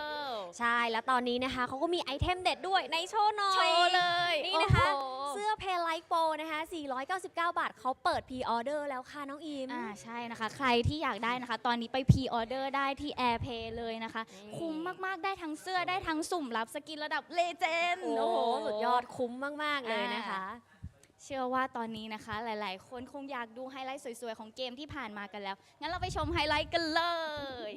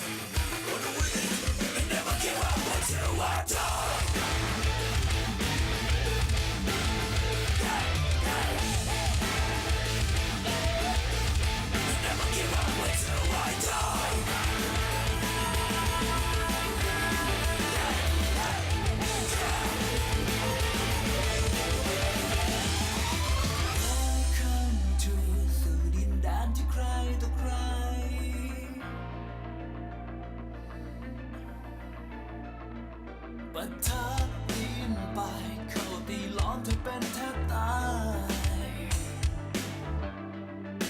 มันจะสักแค่ไหนจะปีนขึ้นมาจะไกลเท่าไรจะรอไหม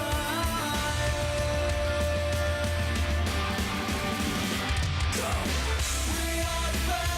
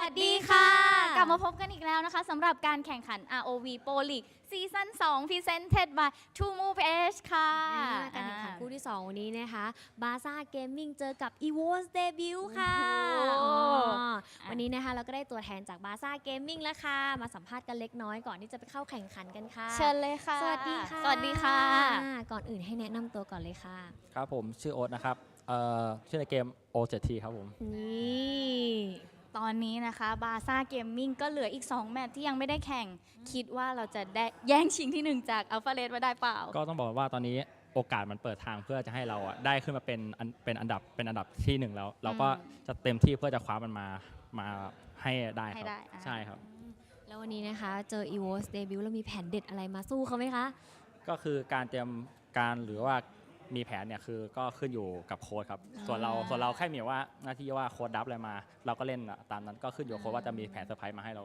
ได้ชมกันหรือเปล่า ก็ต้องดูหน้างานเนาะเผื่อมีการ ใช่ครับ ดัฟตัวมีการ เพราะว่า ปรับ การ แผ ดับแต่ น ละอย่างการแบนกันอะไรคือก็ต้องอยู่กับโค้ชว่าเขาต้องมีแผนรับมือมาให้เราเผื่อจะมีอะไรเซอร์ไพรส์มาเพื่อให้อีกฝั่งหนึ่งเขาไม่สามารถจะรับมือทีมเราได้ ก็อาจจะเป็นได้ แผน ก็ การ ขึ้นอ แย ยู่ บ กับ ยล โค้ มา ช ก นะคะ ใช่ ในเกมนี้ ค่ะ ให้ฝากอะไรถึงแฟนๆ หน่อยดีกว่าค่ะ ให้มาในวันที่ 20 ตุลาคมนี้ ครับผมก็อย่าลืมมาเชียร์กันนะครับ ในวันที่ 20 ที่จะถึงนี้ครับ เป็นงานที่ยิ่งใหญ่สำหรับการแข่งขันROV มากนะครับ เพราะว่าไม่ว่าจะเป็นแฟนคลับทีมใดก็อย่าลืมมาเชียร์กันเยอะๆนะครับ ก็พวกเราก็ไปกันด้วยนะคะ ใช่ค่ะ ยังไงวันที่ 20 ก็มาเจอกันได้นะคะ GMM Live House ศูนย์การค้าเซ็นทรัลเวิลด์ เรียกได้ว่าตอนนี้เขาน่าจะพร้อมแล้วนะคะ เดี๋ยวให้เขาไปเตรียมตัวในการแข่งขันเลยค่ะ แล้วพวกเราไปเจอกันในเกม ครั้งหนึ่ง เราเคยแตกต่าง ต่างมุมมอง ต่างที่มา ต่างประสบการณ์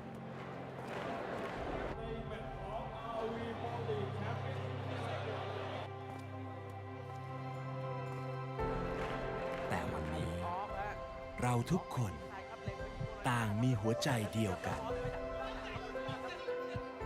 โลกของ e-sports ที่ค่าของประสบการณ์ไม่ได้ถูกกำหนดด้วยอายุ เพราะเราคือกีฬาที่ไม่ว่าผู้เล่นคือใคร เราทุกคนต่างเท่าเทียมกัน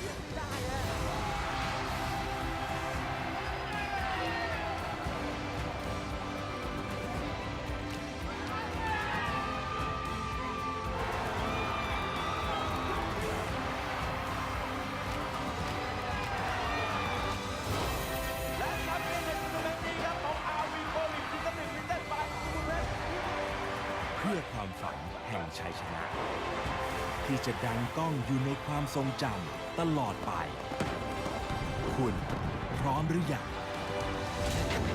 ROV Pro League Season 2 Presented by True Move Edge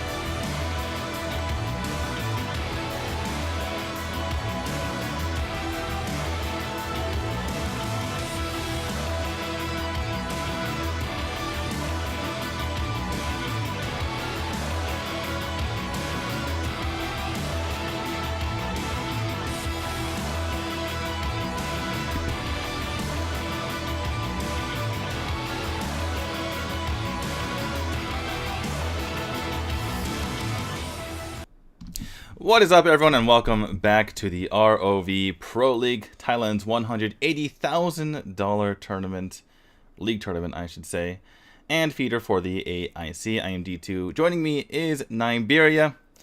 And Niberia, we have good old Bazaar Gaming going off against EVOS after EVOS surprisingly took out IT.City Bacon just yesterday. Yeah, speaking of Bazaar, that result certainly qualifies, as does the last series we just saw. Because, honestly, that one was kind of odd. Alpha Red just turned on the good button halfway through and suddenly was like, hey guys, you know we're second in the standings, right? And everyone said, Yeah. oh, got it. Let's do that. So hopefully we don't see a similar switch here, because as entertaining as it was also incredibly confusing. But Bazaar Gaming versus EVOS, they're incredibly close in the standings. And D2, my question to you is, how do you expect this one to play out? Well, they're close in the number to the left of them, as in their standings, their number actually in the standings, right? They're third and fourth place respectively. Right. But one team has 19 points, the other has 16 points, and that's with Bazaar Gaming having played one less series than EVOS. So they're actually, well, EVOS is not going to catch it to Bazaar. I can almost certainly guarantee you that right now. The question is, will Bazaar have a little bit of an off day and allow EVOS to catch them off guard like happened with IT.City Bacon yesterday? I don't believe that's the case. Bazaar, bizarrely, has been the most impressive team to me in the league, except for when they played IT.City Bacon that one time and got crushed by them. So you think Bazaar is definitely going to pull through here? As long as there are no lingering effects from that match versus IT.City Bacon, they should be able to stomp them. EVOS, we'll see how that turns out. Yeah, we'll see. EVOS played well yesterday, but I think a lot of it was IT.City Bacon doing that weird thing that good teams do sometimes, where they have a bad draft, and then they have a bad game, and then things go poorly. So, yeah. We have plenty of examples of that, just even a little bit today. I know I'm still hammering on that point, but dear God, D2, that was weird. Anyways, Natalia crashed the Alistair ban! Alistair and Linda. The Alistair ban. It's come. What? We've seen. What? Oh my God. He's ban worthy. You gotta. What? You gotta ban the Alistair. No, you don't. I have seen no reason for him to be ban worthy. He's only 1 and 2 in the last series. How to play around him? He only went 1 and 2 in the last series. It's not like. Yeah, but still, like, I didn't feel like he was that big. Wait, they banned Kriknek instead of Yebeneth. I mean, Kriknek's not a bad ban, but if you were going to ban if you were deciding between Kriknek and Yebeneth, then why just not ban Alistair? Oh my goodness. That's a great question, D2. One to which I'd love to have an answer from EVOS, but it doesn't seem like we're going to get one. Maybe they're trying to force something out from Bazaar, but forcing them onto a good pick doesn't seem like good pick ban strategy. This should be an insta pick for Yebeneth, and they go for the Mina instead. Well, all right, you're going to have to explain this one, D2. Well, Mina has always been a top tier support, so I can't be too against it. The thing is, the only time I've ever seen a team leave up Yebeneth and have it work for them was when they had Natalia, and Natalia's been banned already. And here we go with Yebeneth on the side of EVOS. So this draft already not looking too great for Bazaar, just based on the Yebeneth. Yeah, that is a choice that they made. And it definitely was decided by Bazaar. And that's about all I can say about it, because I'm still a little bit thrown off by it. Maybe they have some plan in mind that really, really needs Mina to execute properly, but I cannot think of one where that is the case. Again, Mina strategies that involve Bazaar Gaming usually involve Natalia. So which is banned, so... Right. Okay. Well, we have the other ultimate that gained the suppress ability, which the source likes to call it, in which it is unpurifiable. Not only that, the duration of the ability, the duration of Agni's Grasp is no longer reducible in length by resistance like Gilded Greaves. So you're going to be pulled for the full 2.5 seconds whether you like it or not. Or somehow Roxy dies, something like that. But Roxy got a pretty big HP nerf, but in return got a massive buff on Agni's Grasp, where if you grab someone, they're stuck with you for 2.5 seconds. And not only that, but Blazing Shield comes off cooldown and you can zoom away right quick. It's pretty good. So yeah, when I think of heroes for which I would like to have that nice new suppress ability, I think of Roxy, not so much Alistair, because you can actually skate away while you have them tethered to you, like a weird, like, I don't know. I was going A weird to synchronized skating routine. I was going to a dark place, or perhaps just a kinky place. But in any case, we do have the Annette picked up here from EVOS, and we've only seen Annette maybe a couple times in the RPL, and it hasn't looked the greatest. I mean, she does provide decent control. She's able to split up a fight with her ultimate, and she provides some healing. But there are other picks available. Yeah. I that's a really generic way to state it, but genuinely, there are other picks available. And the thing about Annette is, as you said, it hasn't really been picked up here in the RPL a lot, which means it's not going to be highly contested. So you can save it for last pick if you're really feeling the Annette and get something that's maybe higher priority for you, unless you know that your last pick is entirely uncontested. Okay, the more I think about it, I'm actually okay with it, because Hurricane Wall is about as good as you're going to get as far as a counter to Jinnar's Exuberance. So okay, right, and as I say that, the chat chimes in as well with that. So yeah, lots of CC immunity and a big blocker in the Hurricane Wall if they do go for this Kilgroth in the end. In fact, so much CC immunity between Nature's Realm, Chaos Protection, Gore Lord, and Hurricane Wall. JR is going to have a good old time in the back as that slims. Yeah. No. Oh, that's very similar. Conquer gives you 50% resistance as well. So it's yeah. And with the other buffs to Lubu.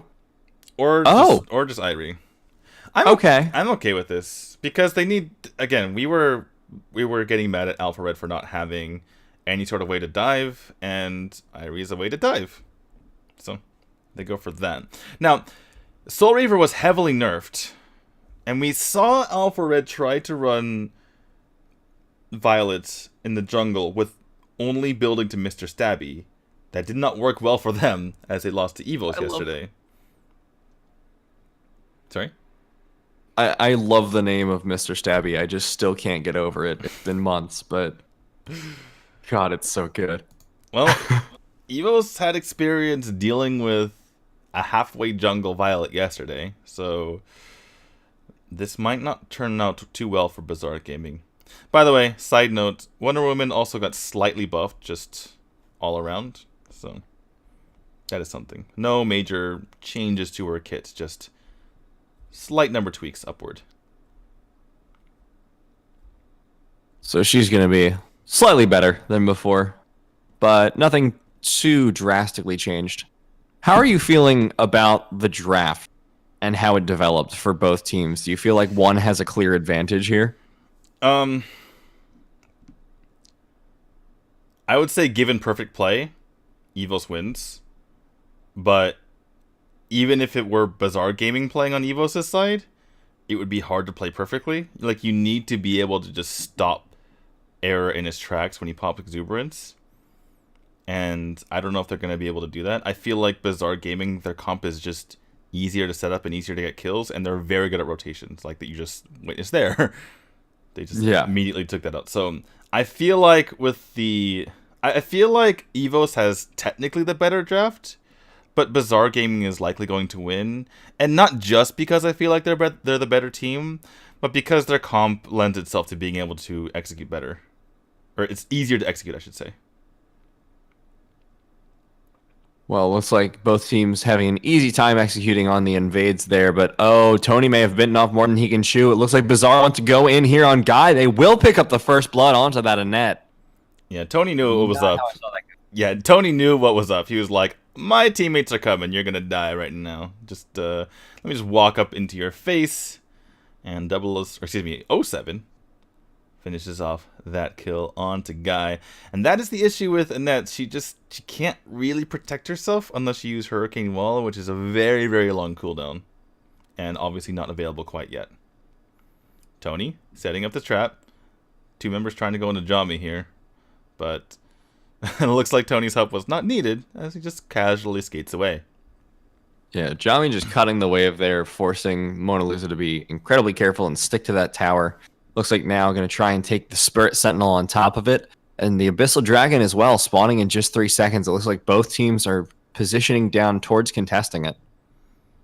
Yeah, we see on the minimap there, Tony taking a little bit of damage, but so is Guy on the backside. Big concussive rounds comes out. Are they concussive if it's just water, though? I don't know. Anyway. It's really hard water. It's really water from Flint. Oh, God. Oh, no. That was not necessary. Well, yeah, it's I guess it is pretty big. It does turn into a veritable rocket launcher, so maybe temporarily it's like a fire hose that just smacks you upside the head. '07 actually taking a ton of damage. Not really sure from what. I suppose good old Yevoneth gave her smacking around with his tree branches. And we're gonna go ahead and reset as Defoxin goes through his jungle once again. They have that 600 gold lead just from the kill and nice rotations. And I imagine they're going to try to keep an eye on this Abyssal while continuing to rotate.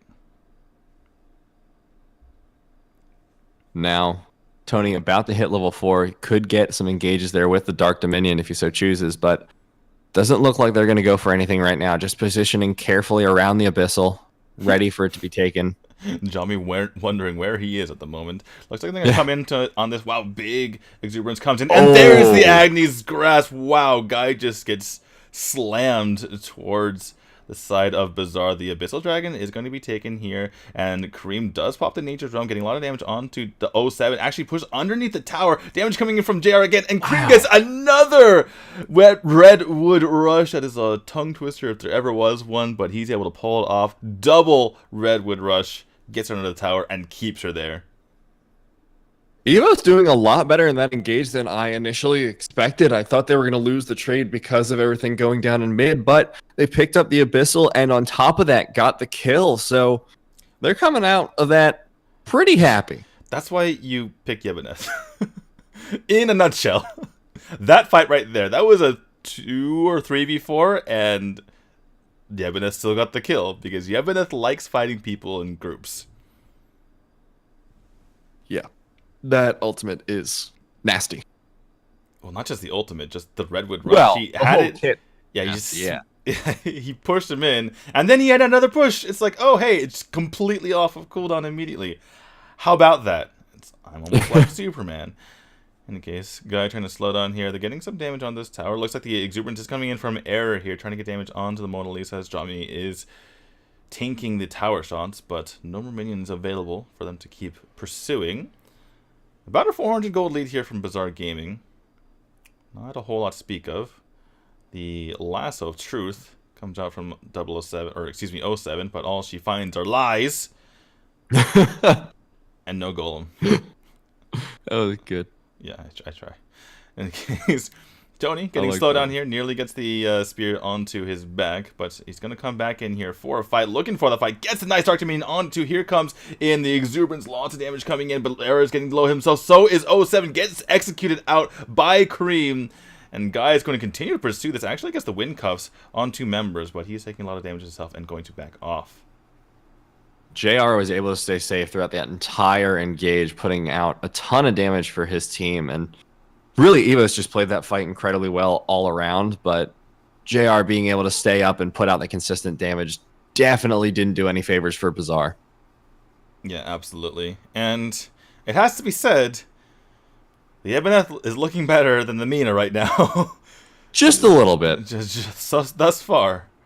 Yes, she can be that frontline initiator, but so can a few other heroes. But here comes the Dark Dominion, try to get it onto Mona Lisa. In comes the Agnes Grasp and the Exuberance.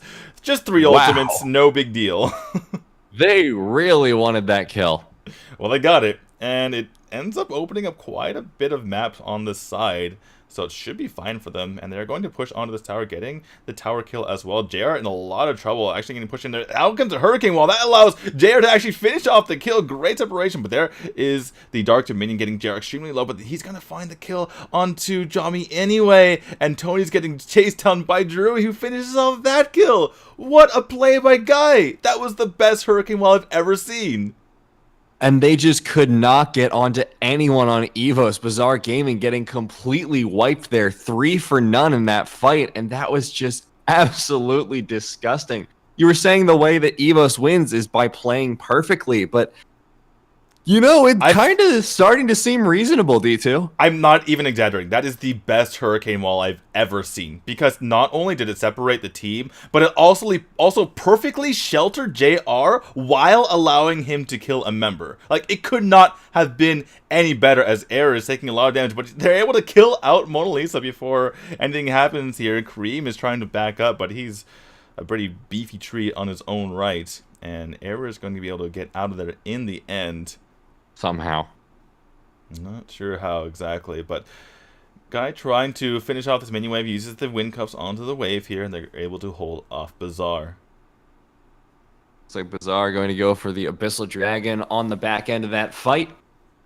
EVOS looking to maybe contest, but there's not a whole lot they have, so they're not going to be able to take it. Well, they have 4 now, and Cream is like 5 heroes by himself, so it's not... Cream loves fighting outnumbered, and I do understand the feeling. When you see 3 members as any other hero, you run away. When you see 3 heroes as Cream, you lick your lips and you say, and you think of taking them all down. But going back to the jungle is EVOS, and after all that craziness, this game is about tied, strangely enough. Yeah, but that said, I mean, JR has been playing this game so well and has been so well protected that he is going to scale to be incredibly powerful. And as we've been saying the whole game, Cream has so much in his kit to ensure these fights go the right way for EVOS. I mean, at a certain point, does Bazaar Gaming just need to get more aggressive and try and stop this, or do they get to scale? Well, they need to get on the JR, like you mentioned. Even though it's extremely hard to do so, if they can find that damage, there's not a whole lot of damage left over. Obviously, you might be able to die to Cream, but you can kite him in a way. And Mona Lisa, yeah, she's an Irie, but she's not going to kill everyone. So, if you can get onto the JR, if you can get onto the Slims, and find a way to kill him, your team in general, speaking of Bazaar, is a little bit more well-rounded. So, they should probably be able to finish things off. Looks like Cream is really aggressively waiting for that Abyssal Dragon there. He just spent 10 seconds. He's like, I know it doesn't spawn for 50, but I just want to make sure.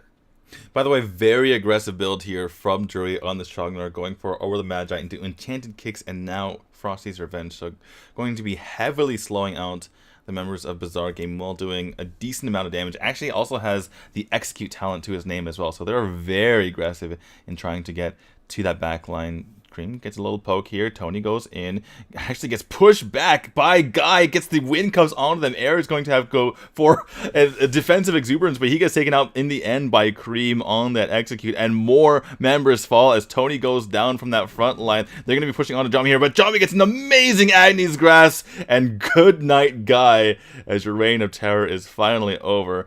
That said, EVOS pushing on to this level 2 tower here in the mid lane, and they're going to be backing off, taking the jungle while they're at it.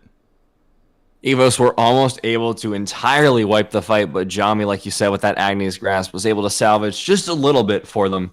And they come away with just a tower and a few kills. But that's still pretty darn good. Drury trying to scrap with Jami there. Instead, they'll just take the tower with the pressure that created.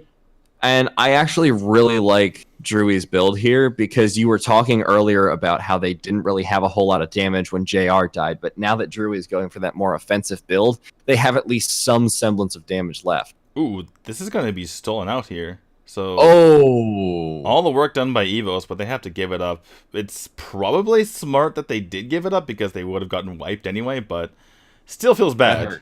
Yeah, still feels bad to give that up to Bazaar Gaming. And good recognition by Bazaar, just walking in there, realizing that they had the numbers. Jami, as you can see, has picked up that Drake.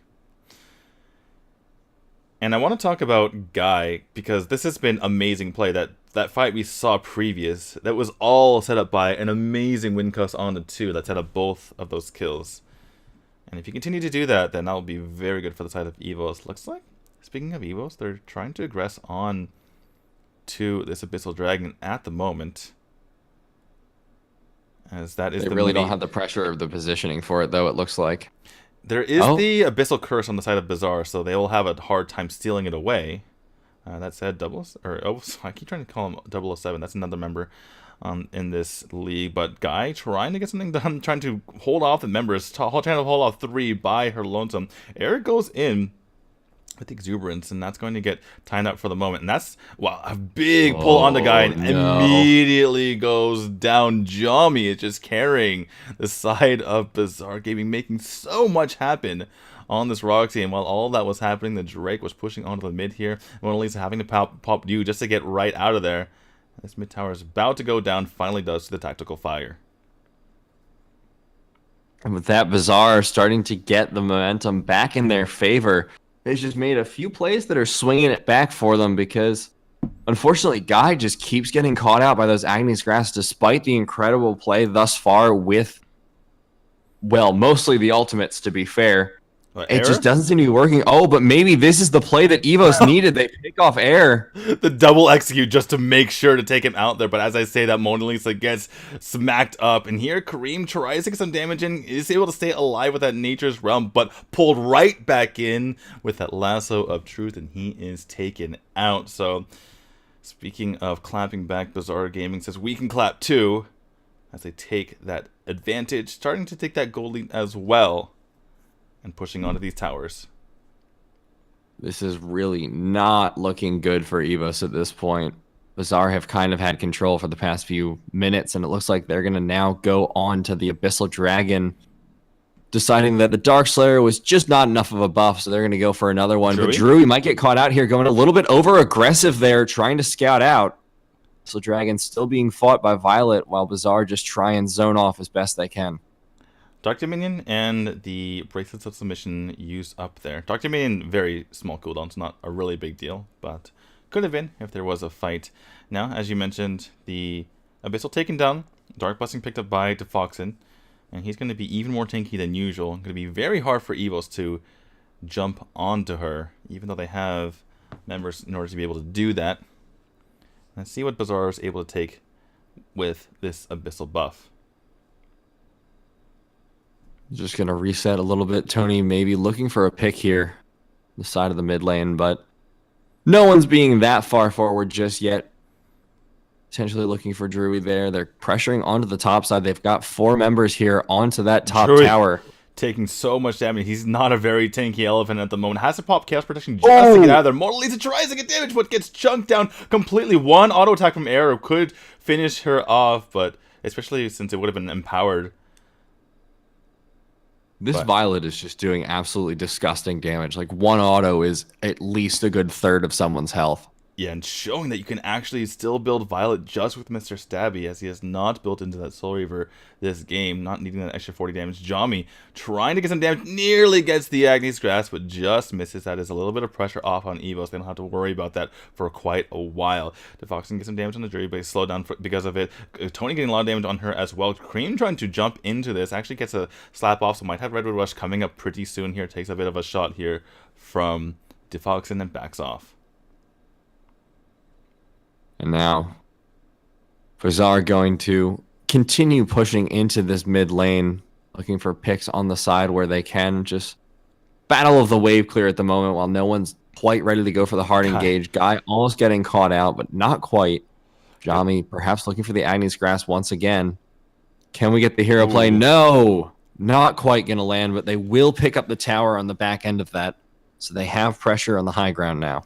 Yeah, this is just so difficult to deal with the constant pressure from Defoxen on the Violet, on these towers. We thought that the era of Violet was over, but not if Defoxen can say anything about it, as EVOS trying to hold on. Era taking a big amount of damage. Here comes the Nature's Realm, try to take out Jami, taking a lot of damage onto him. And meanwhile, in the bottom lane here, looks like Mona Lisa's trying to take out this tower, doing a lot of damage to it. No one has been able to recall back yet. That's going to be the job of Wonder Woman. Can she take it down in time? No, the tower does go down. So we thought that EVOS was on the defense, but they're going for that split push. And now they're trying to collapse on these members here on the chase. Jami's in a lot of trouble, getting pulled, but he pulls down Jury, and Jury goes down. There's the Hurricane Wall to try to hold things out, and things have flipped completely. Down goes JR as well. Jami's still in this fight. He's low, but he's putting that fire out here. Eric going to take out one more member and save Jami's still alive. He's still alive because he was saved by Era onto that with that exuberance guy, taking a ton of damage, gets pulled in, gets Dark Dominion, and that might very well be game all of the sudden. Can Mona Lisa save this out? Goes in. Can she get the U off? Gets the U off in time, but takes her life goes down for it. Does have the Blade of Eternity, but she's going to fall anyway. There's no minions here. The minion wave is able to come up, and that is 11 seconds on Dre, and I believe that's just all she wrote. Bazaar just played that fight so incredibly well. Jami somehow dancing left and right through the fight, staying alive through everything, and Defoxen was just able to put out those huge auto attacks, chunking for so much health with each one, able to wipe the fight and win the game. And honestly, D2, I did not expect them to be doing that well in the early and mid game. It was looking like it was all but EVOS' game, and Bazaar coming back quickly with it on the back of that Violet, able to do so much. And you were talking a lot about Jami and the Agni's Grasp, and despite Guy's good play with the ultimates, just wasn't enough to counter it. Jami, if you could give Jami 2 MVPs, I would, because he completely turned that game around. Every time he thought EVOS was going to extend their lead, every time he thought they were going to make something happen, Jami, Agni's Grasp, kill. EVOS got a 2 kill. Jami says, let me just calm you guys down for a moment. Put some ice water on you guys. Let me just pick up a kill on the guy right now. Every single time. Look at these highlights. He's always there just pulling someone in. Not in this particular highlight, but here's the one where Guy gets taken out right in the beginning of the game. But this is where actually this is Cream's highlight, pushes 007 in, gets another slap, and pushes them in once more. Disgusting. But Jami, every single time, look. Oh, actually, this was a Guy's highlight. Where's the Jami highlights? I'm trying to make a point here, guys. I'm trying to make a narrative, guys. What do you? Come on. Where's Jami? There's Jami's only death of the game. Yeah, there we go. Here's Jami's highlight. He comes in late into the fight. So this is a terrible fight here for Bazaar. Eric goes down. Tony goes down because of those nice wind cuffs. And then EVOS is feeling good about themselves, and then Jami got the kill right after that. You missed. Dang it, these highlight people. He actually literally got a kill right after that happened. He's not even in this one. Oh my god. See how these fights are unlucky, D2. Yeah, I know. See how these fights are very even until Jami's there? Anyway, Jami, there we go. Jami kills Jury. There we go. We found it. We found the highlight. We did it. Clip number 6. Oh that my was goodness. The one. But it seemed like every single time, you know what I'm saying? Every single time EVOS looked like they were winning, Jami just sniped someone off and completely halted the momentum. Usually it'd be Guy just going for... Jami would just go for the pick on the poor little support and just absolutely demolish Guy, and there was nothing to be done about it. And through that, they were able to hold on long enough for Defoxy to scale and really just took the game by storm in the end. Yeah, and if there's one thing other than Jami to talk about that game, it is Violet is certainly viable, as she was completely crushing people with just the Mr. Stabby. Yeah, good adaptation to the patch changes and just deciding, well, we have what little we need. We have a jungle item. Let's just build actual items now. And it seems to work pretty well. Right. right? And as Violet, you don't actually need the cooldown from Soul Reaver. And that's a lot of the advantage to building it up to its tier 3 form, right? Obviously, you like the extra 90 damage that it used to give you, but a lot of it was that CDR, and she already has pretty low cooldown on tactical fire, so it's perfectly fine. Alright, getting into our ban pick phase again, very similar to the last time with our Alistar ban, and you can hear the consternation in my voice. Although, luckily, D2, it looks like they heard you through the ether and decided to ban the Roxy as well. Because that was pretty rough for EVOS. Right, that was just first ban. We're getting rid of that Roxy. And notice how they haven't banned the other members, so I was right. It was the Roxy. Roxy was the problem. The highlight makers don't know what they're talking about. Cricknet going to be the third ban there for EVOS. And interestingly enough, we didn't really talk about this after the fact, but the Mina seemed to be the better first pick for Bazaar there. I don't know if that's just hindsight bias there, but it seemed to work out fine because the Ibneth didn't really do a ton.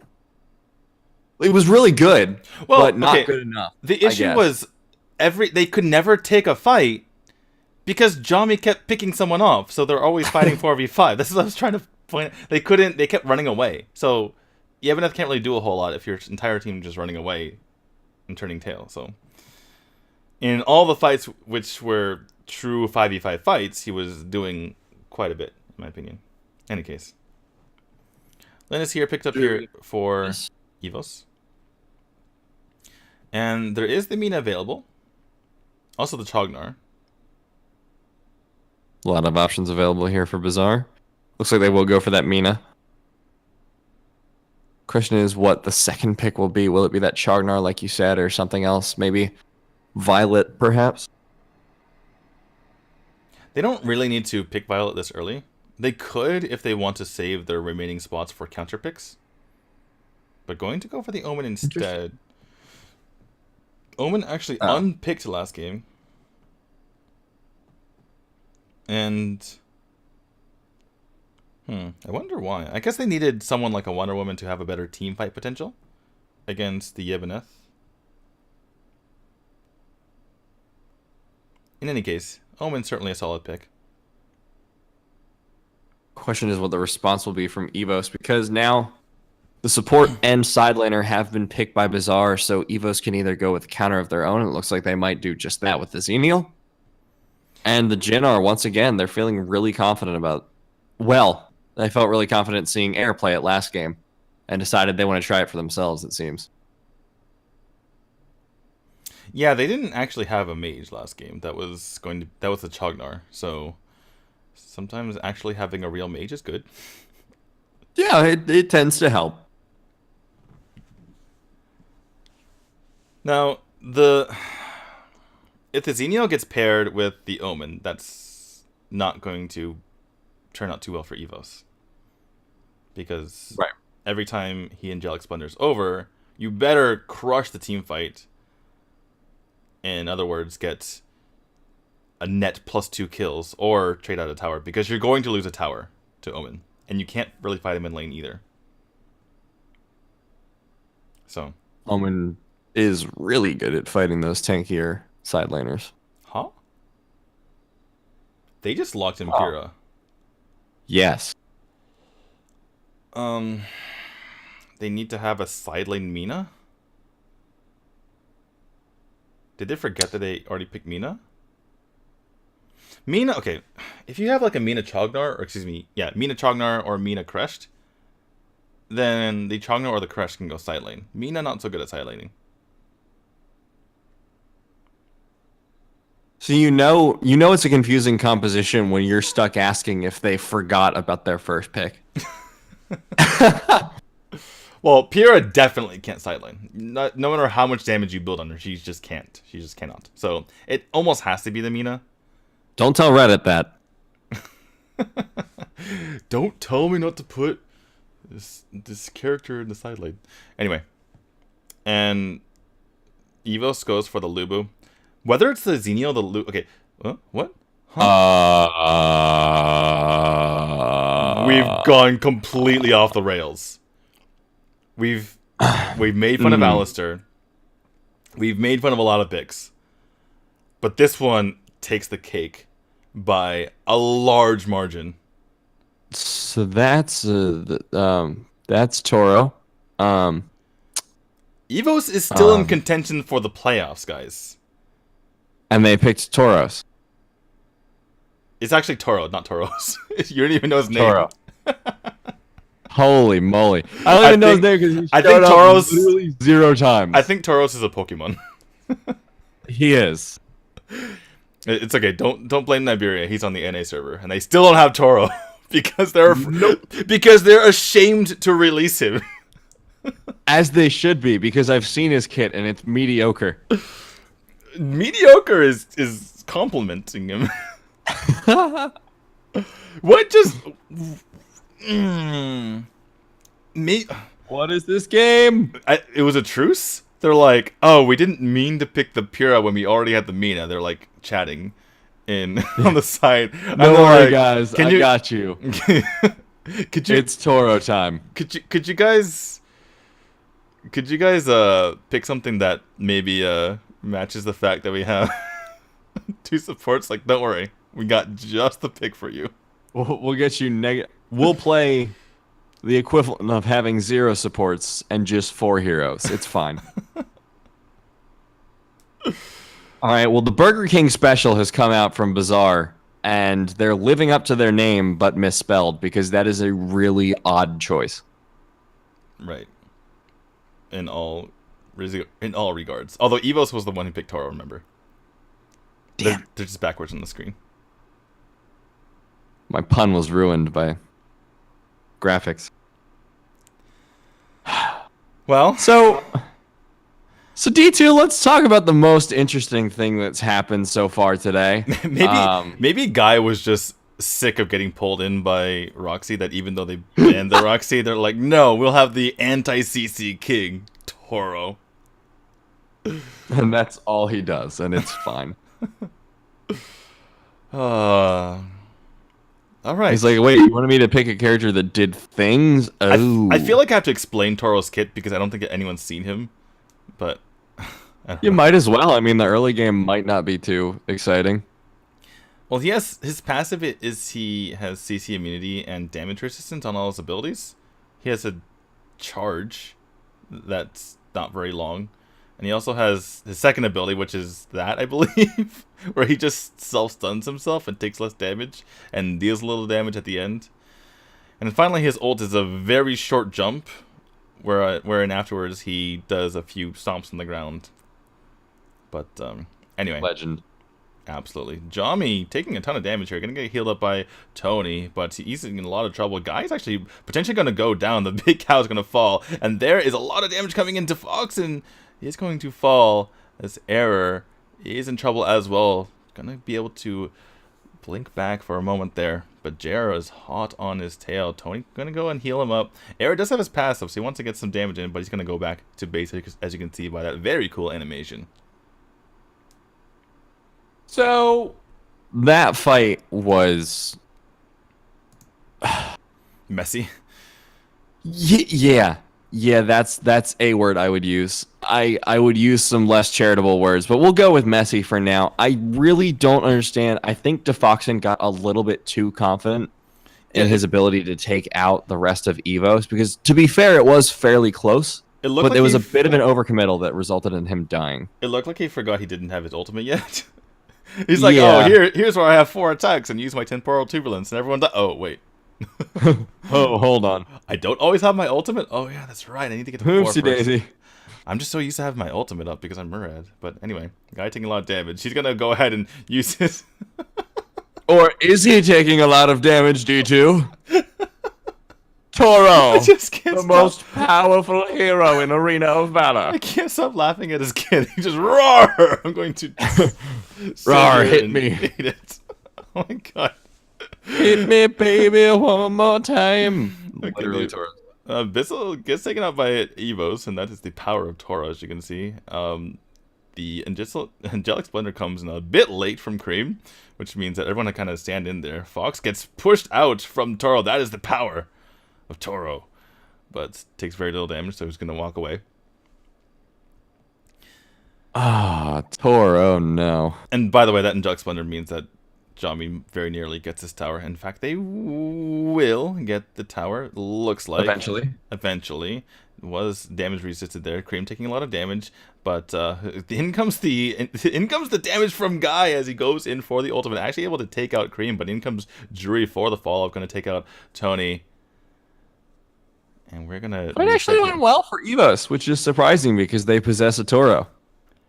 Toro actually did something there. He actually did something. Yeah. All right. All right, Guy. I need to look up the name of his ultimate now so that we can actually shoutcast this. Stompy Stomp. The Stompy Stomp. He does the triple stomp. It is the triple stomp. Hit us the Stompy Stomp. That was a Chumbawamba tub thumping reference. Cracked anyone who did Earth. Cracked Earth. Yes. Got it.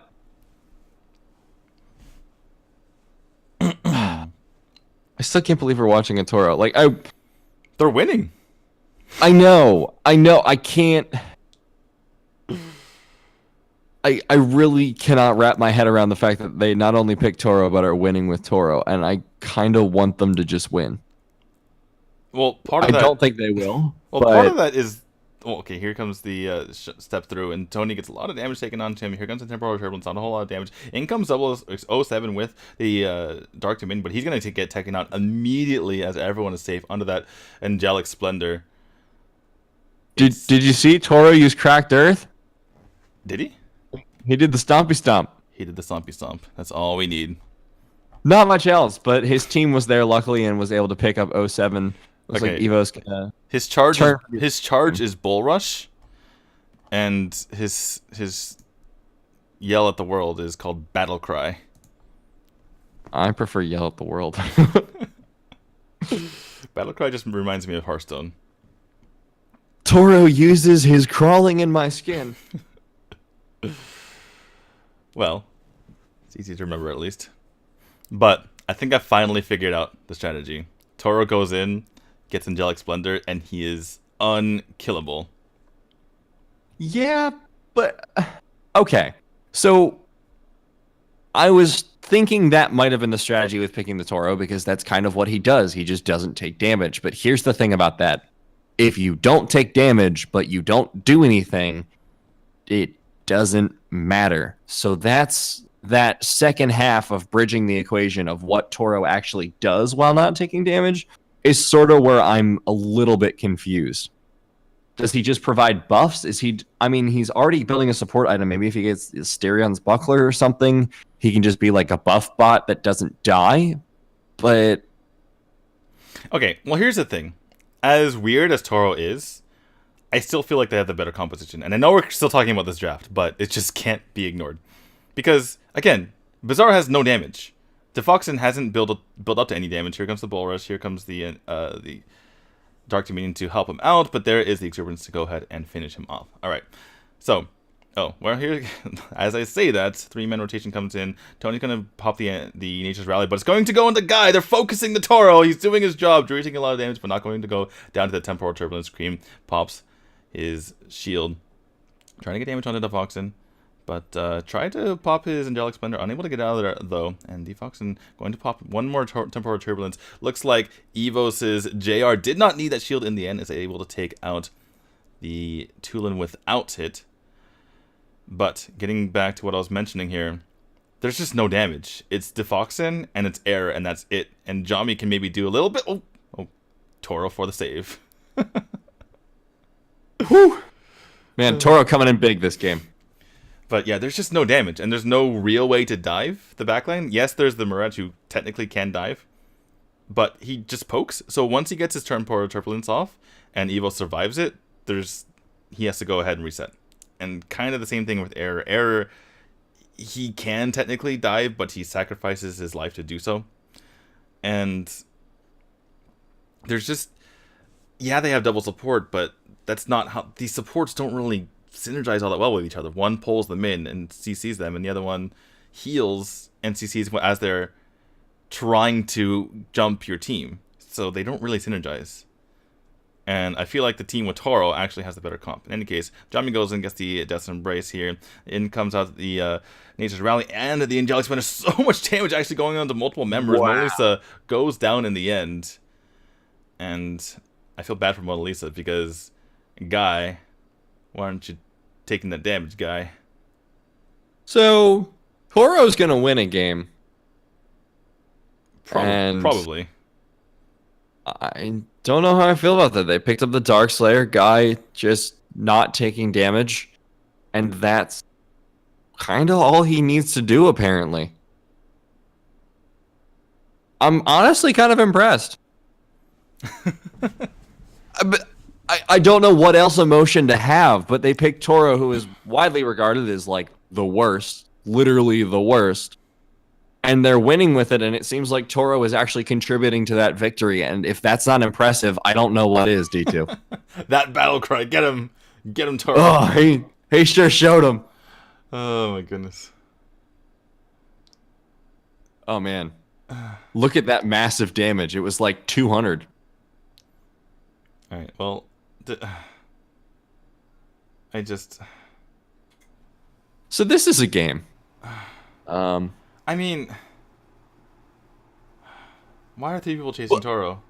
Why? Did EVOS just Jedi mind trick Bazaar? Like, what happened?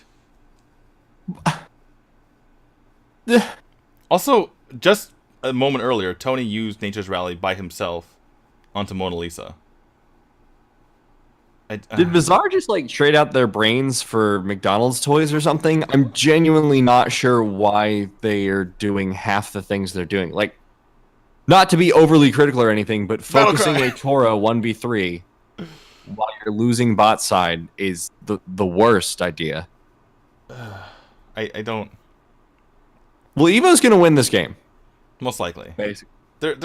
Bazaar had a crazy comeback last game. It wasn't as crazy as this would be, but it's possible. Maybe Bazaar regains their consciousness at some point. I genuinely, for their sake, I hope they do, because otherwise it looks like EVOS might just win the game. They get the knock up there onto Tony, and they get the tower pretty easily, and Guy is still above half health. You know what? I think I figured it out. Crest was banned, and without the Metamorphosis, the tankiest person they have, the tankiest person in the entire game outside of a transformed Crest is Toro. So he jumps the tower, and they burn the tower down. Okay, I'll bite. That's something, because he can stay under that tower for a long time. Yeah. But That's the best explanation I can come up with. Because any other hero, yeah, he's being useful this game, but many other heroes would be just as useful. Like, you could pick an Ormar, for instance, or anything, really. Yeah. Anything that possesses health. Or like a Scud and build him tanky or something like that. Because his charge is longer and actually has an ultimate that can be useful, so... Anyway. Yeah.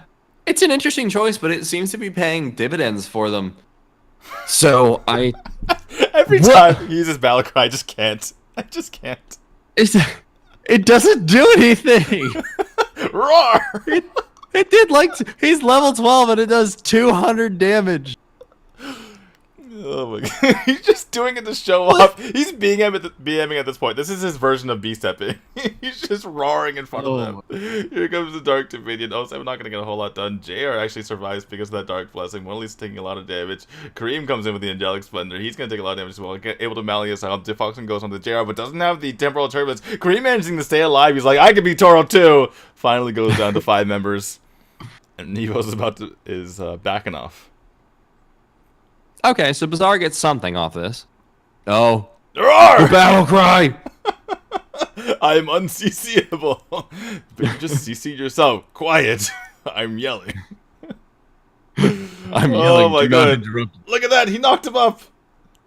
He did the smash. He did the ground smash. Our chat is fantastic, dude. Tank used Harden. It did nothing. Pretty much. Like, I guess it's cool and all that he can essentially 1v4 and not die, but Clear that no wave one else guy. will die either. Well, yeah, that's the nice. See, that's his role. He just doesn't die to temporal turbulence. It's fine.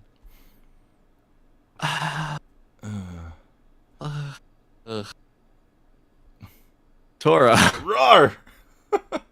Roar! Wait, Angelic Splendor? Roar! Roar, I'm a cow. Wait, there was actually a brilliant bait. What the hell? D2, what's happening? Baited and outsmarted. I was baited and outsmarted. What was that? Oh my god, when the entire team attacks Toro under an Angelic Splendor. They just lost the game because they tried to fight a Toro. Toro just single-handedly won the game right there. I love how there's like 0 smiles. They just unironically won that game with Toro. Bazaar isn't feeling too good about that. They, however, understand the gravity of just what just happened. Oh, the coach does too. All right. the coach has the right expression. The coach was like, hey guys, Toro, am I right? High five. So that was a game. And EVOS is showing a lot of ingenuity in their draft, is how I'll have to put that. Okay. At least there's a reason. I have come up with a reason for Toro. Right? You dive the tower. He is the tankiest hero outside of a metamorphosized crest. That is a legitimate reason to pick him. You just sit there under the tower while your team kills the tower. And he's a target for Angelic Splendor that you know will not die. Right. So, that said, I have 0 explanation for the Pyramina. I have no idea why they did that. Oh, look at this. Look at these Toro highlights. Oh my goodness. Oh man. Cracked Earth. Do it. Rar. Rar. But yeah, to your point, they didn't do anything that game, really. I was trying to think of a point where either of them was really impactful in any meaningful way, and I am coming up short. Get him, like, Toro. This is the closest it came, and that ultimate doesn't really do anything. Because Rar. Well, Cracked Earth does set them up somewhat for exuberance. Again, it's like the poor man's death ball because Crash was banned, right? You go in there, you Cracked Earth, you Angelic Splendor, you exuberance, and they all die, and you don't die because you have lots of resistance. This fight, this was the ultimate bait. They all tried to kill him, and they couldn't. 5v1, they couldn't kill him, and Drury comes in and kills everyone, along with JR. Rar. Oh my goodness. Oh my goodness. I want to see a Toro ban, D2. I don't think it's a good idea, but I do want to see it. That would, I think, that would be the end of the world as we know it. The hell would freeze over. I think that would break both of us, honestly. I think I'm already broken. I don't even know. I don't know if I can go on anymore. A team picked Toro, and they had the superior draft. And it wasn't even close. It really wasn't close. They had the superior draft by far.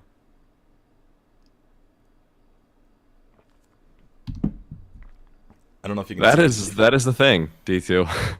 I don't know if you can see the exasperation in my face, but it exists. Okay. I can feel the exasperation. But, yeah. I mean, the funny thing is, it's half laughing and half... It's partially funny because it worked and because there was some sort of reasoning behind it. I can't even really laugh at the Pyramina because I have no idea. I still have no idea to this day, to this moment, I mean. Huh. Okay. You're trying to figure it out. No. Okay. No. The Pura was to heal against the Jinnar exuberance Okay. in the same AoE that you were damaged from it. Right. No, okay. I don't think that works. I don't think that that doesn't justify it. But then just pick the Pura, not the Mina. But they had already picked the Mina, D2. What are they going to do? Have a reasonable draft? What are they gonna? We've already gone too you're far. You're talking crazy. We've already gone too far. We need to pick the Pura now. Oh, I don't get it. Go on, Toro ban. Toro. Toro. Rawr. Oh my goodness. So other than Toro, what do you expect to be banned here? Crushed? They've consistently been crushed. Okay, there's Ivaneth, Lindis, entirely unsurprising rather so far. Chagnar ban. I imagine EVOS will ban. They really should ban the Roxy again because that was single-handedly the reason why they lost game 1. Everything, they were basically winning until Jami flipped that around. So yeah, I would really like to see that ban. If they can Jedi Mind Trick Bazaar into making them not pick Violet, then maybe they don't need to ban it.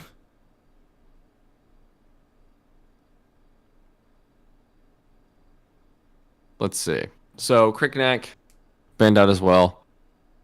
Which I don't know. Honestly, I have mixed feelings on the Crickneck ban because it is strong, yes, but feel like there could be other priorities. I guess I don't have a problem with it. Natalia. Bazaar keeps really unsurprising at this point. Bazaar keeps banning Natalia, even though Error is really good at Natalia. Yeah. I think they must just want to first pick something else. Like the Lindis?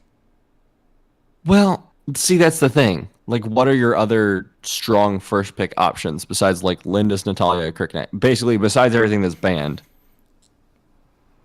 Well, EVOS is getting rid of the Mina, which saves might have been their plan. But saves Bazaar from their own double support fallacy. Saves them from themselves.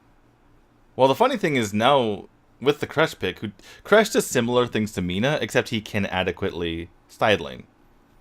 So they can actually go for the Pura this time, although I don't think they particularly need it. On EVOS, there's a lot of pitfalls here. I think they need to pick the Roxy just to take it away from Bazaar. Because again, Roxy almost single-handedly won that first game. Yeah, Roxy Malik, that's your side lanes locked down something fierce, but I'll say that's not what they're going for. Okay, yeah. If this were the source, he would be going absolutely nuts now. And I'm kind of as well, because Bazaar needs to... Okay, they go for the Roxy. I felt like they could have just locked on the Marja, because we've seen time and time again that Marja absolutely demolishes Malak in the lane. But they go for the Xenial, who is kind of a very soft counter to Malak, because once he shocks in, you can Angelic Splendor on top. Roxy, I like the pick though. Jami was absolutely crucial in that first game. We'll see if he can do the same.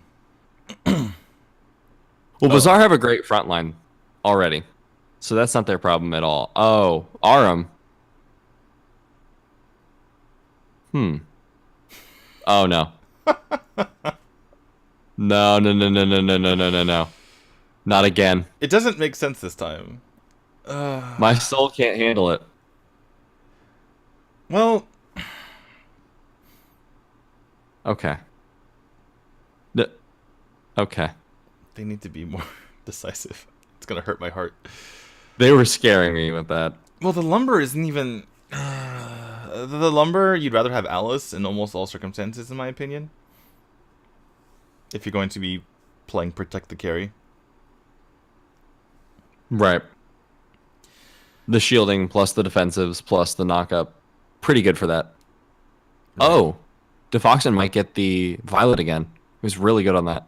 Yeah, and this is very similar to the draft that won in the first game. And Air is on an actual mage. instead of being on a very ineffective Tulid and a Chognor. Oh, okay. I think Bazaar is going to win. They actually have a normal lineup. Not only do they not have a completely wonky Bazaar lineup like last game, they have a lineup that's even better than their first game, which they won. And they don't necessarily need Jami to bail them out this time, because everyone on their... They have 5 solid picks. Error will be able to actually do damage. Defoxen was a beast in the game number 1, as was Jami. They have the Crush if things go awry. And they have the Wombo combo in general, with the Metamorphosis into Angelic Splendor. Now, the one thing you could say about that is that L'Oreal likes heroes to get grouped up.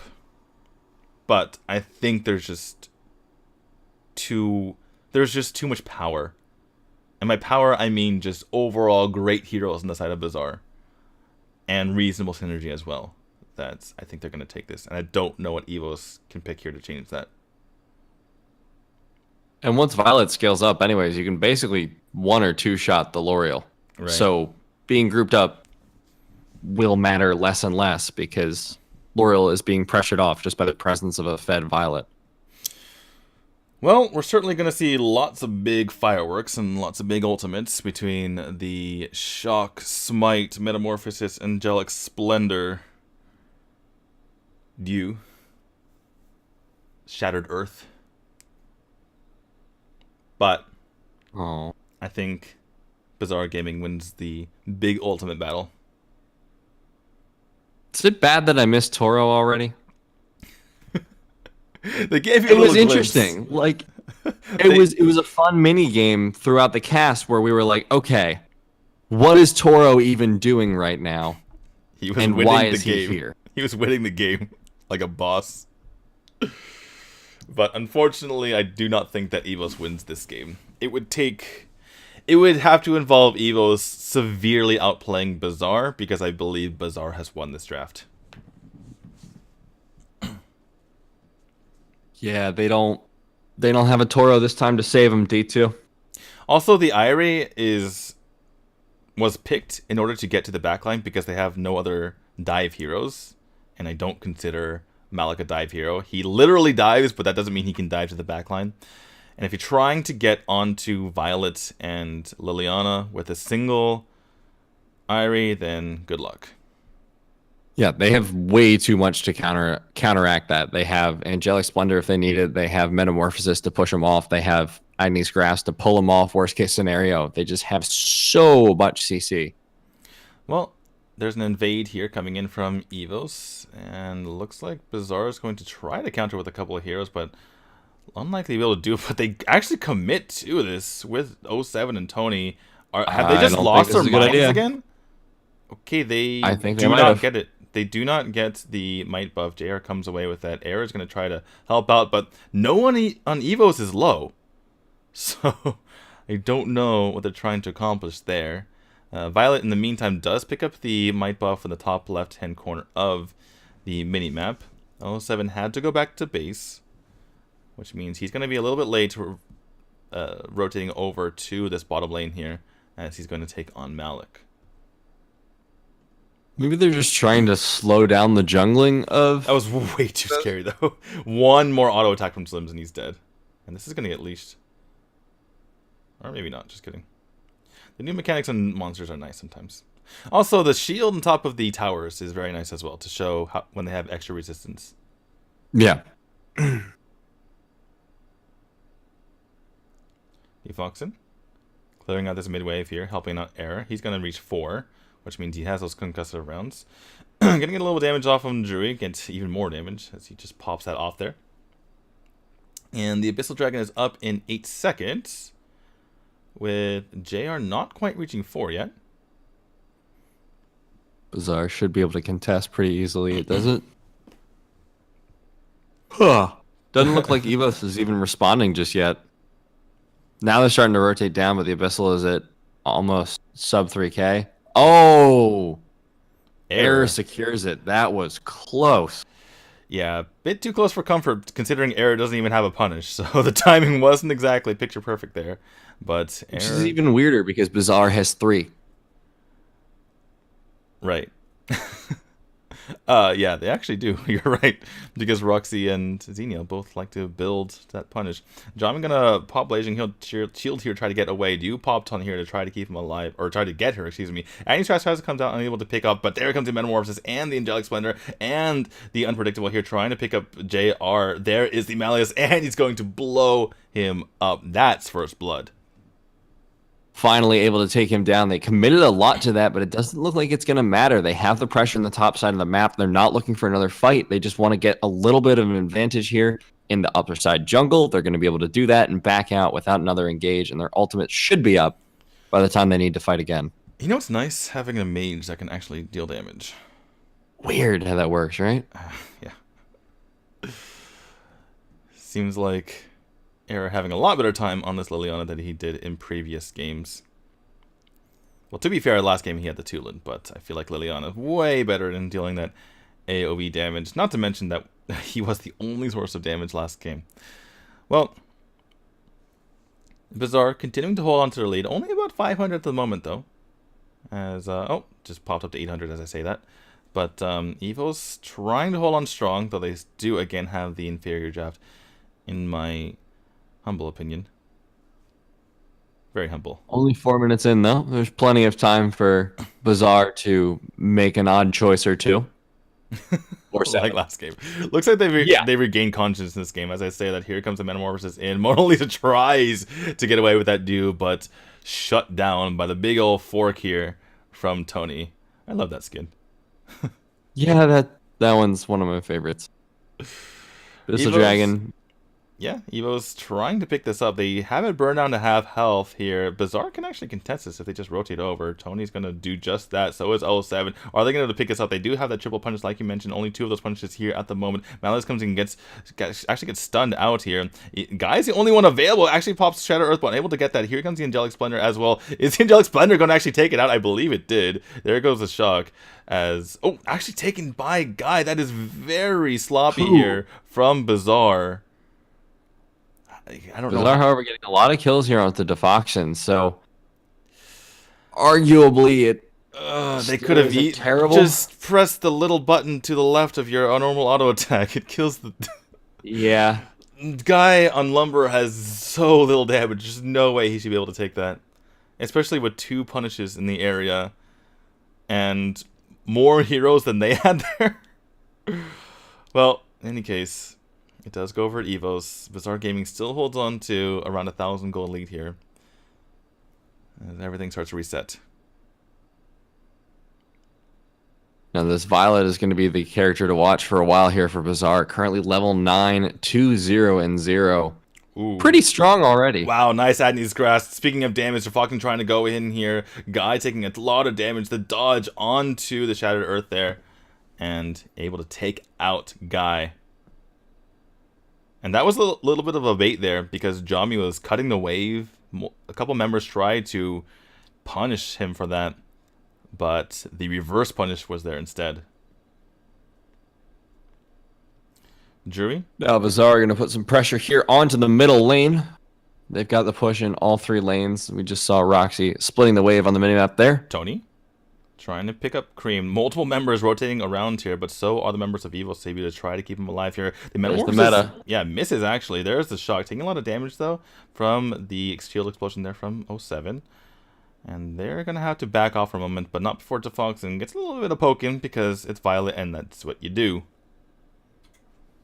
Sort of is the way to play this Violet. Wow.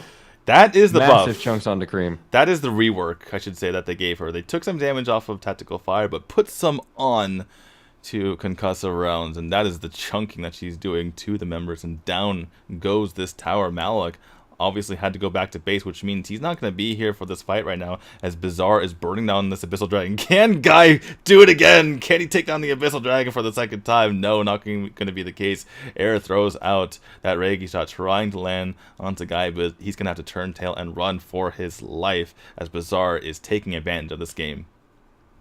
Bazaar making a great play there, rotating from that bottom tower they took immediately onto the Abyssal.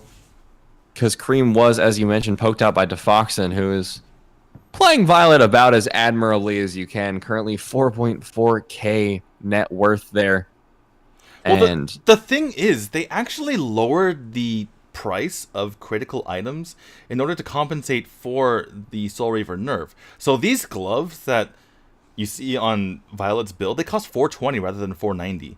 She gets them way quicker now. So that's why she's just critting out of nowhere. She has 24% crit in her build, not to mention likely atrocities in her Arcana. So just doing so much damage so early in the game, taking advantage of the changes that we saw in the patch. And well, to be fair, it doesn't really take effort to take advantage of the changes because you're Defoxen. You're building that anyways. Yeah, but exactly. It is nice. Well, in comes the Metamorphosis, going to be going on to Gaia here. The heal is popped, but he is not long for this world. In comes the Angelic Splendor to help out members in the back line. Mona Lisa trying to do her best, but 1v5 is just not going to happen. Jami taking a lot of damage. Drury actually kind of popping off here onto the smite here. Drury really popping off here onto the smite. And looks like Bazaar bit off a little bit more than they could chew as they lose 2 members. But that said, JR taking a lot of damage, 07 trying to finish him off. Air actually goes in, misses on the Blinding Light and the Shining Light after the Flicker and Unpredictable. So not going to be able to pick up that.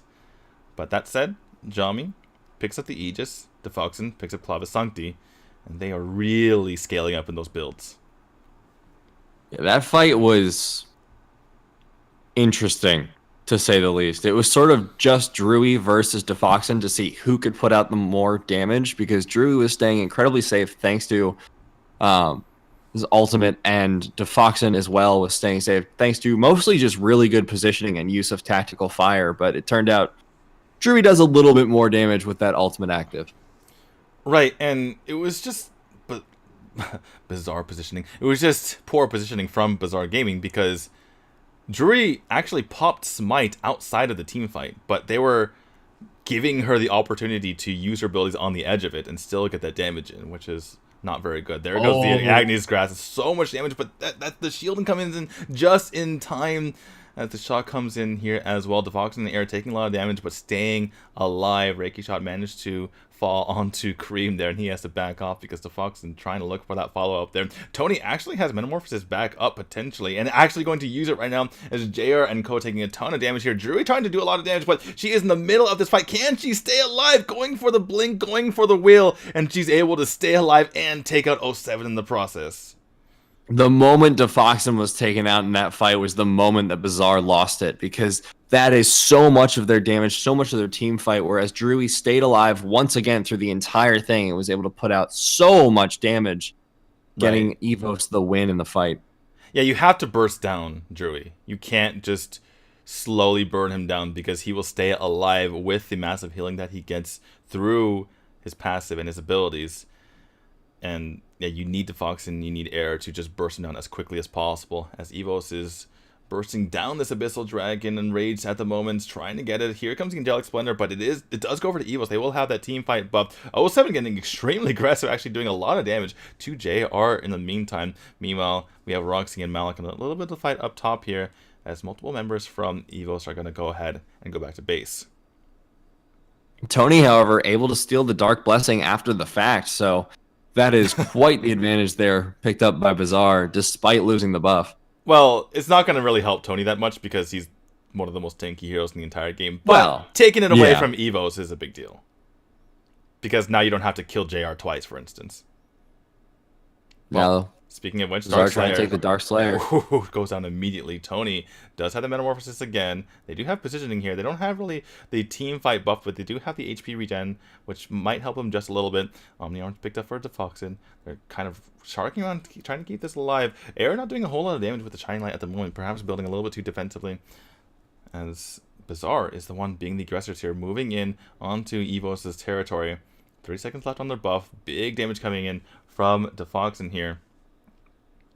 And yeah, as you can see from Liliana, had to build the Tome of the Reaper, so missing some of the damage that she needs in order to kill off members. And look for Mona Lisa, the Error to go onto Drury, because that's the healing shutdown that they need.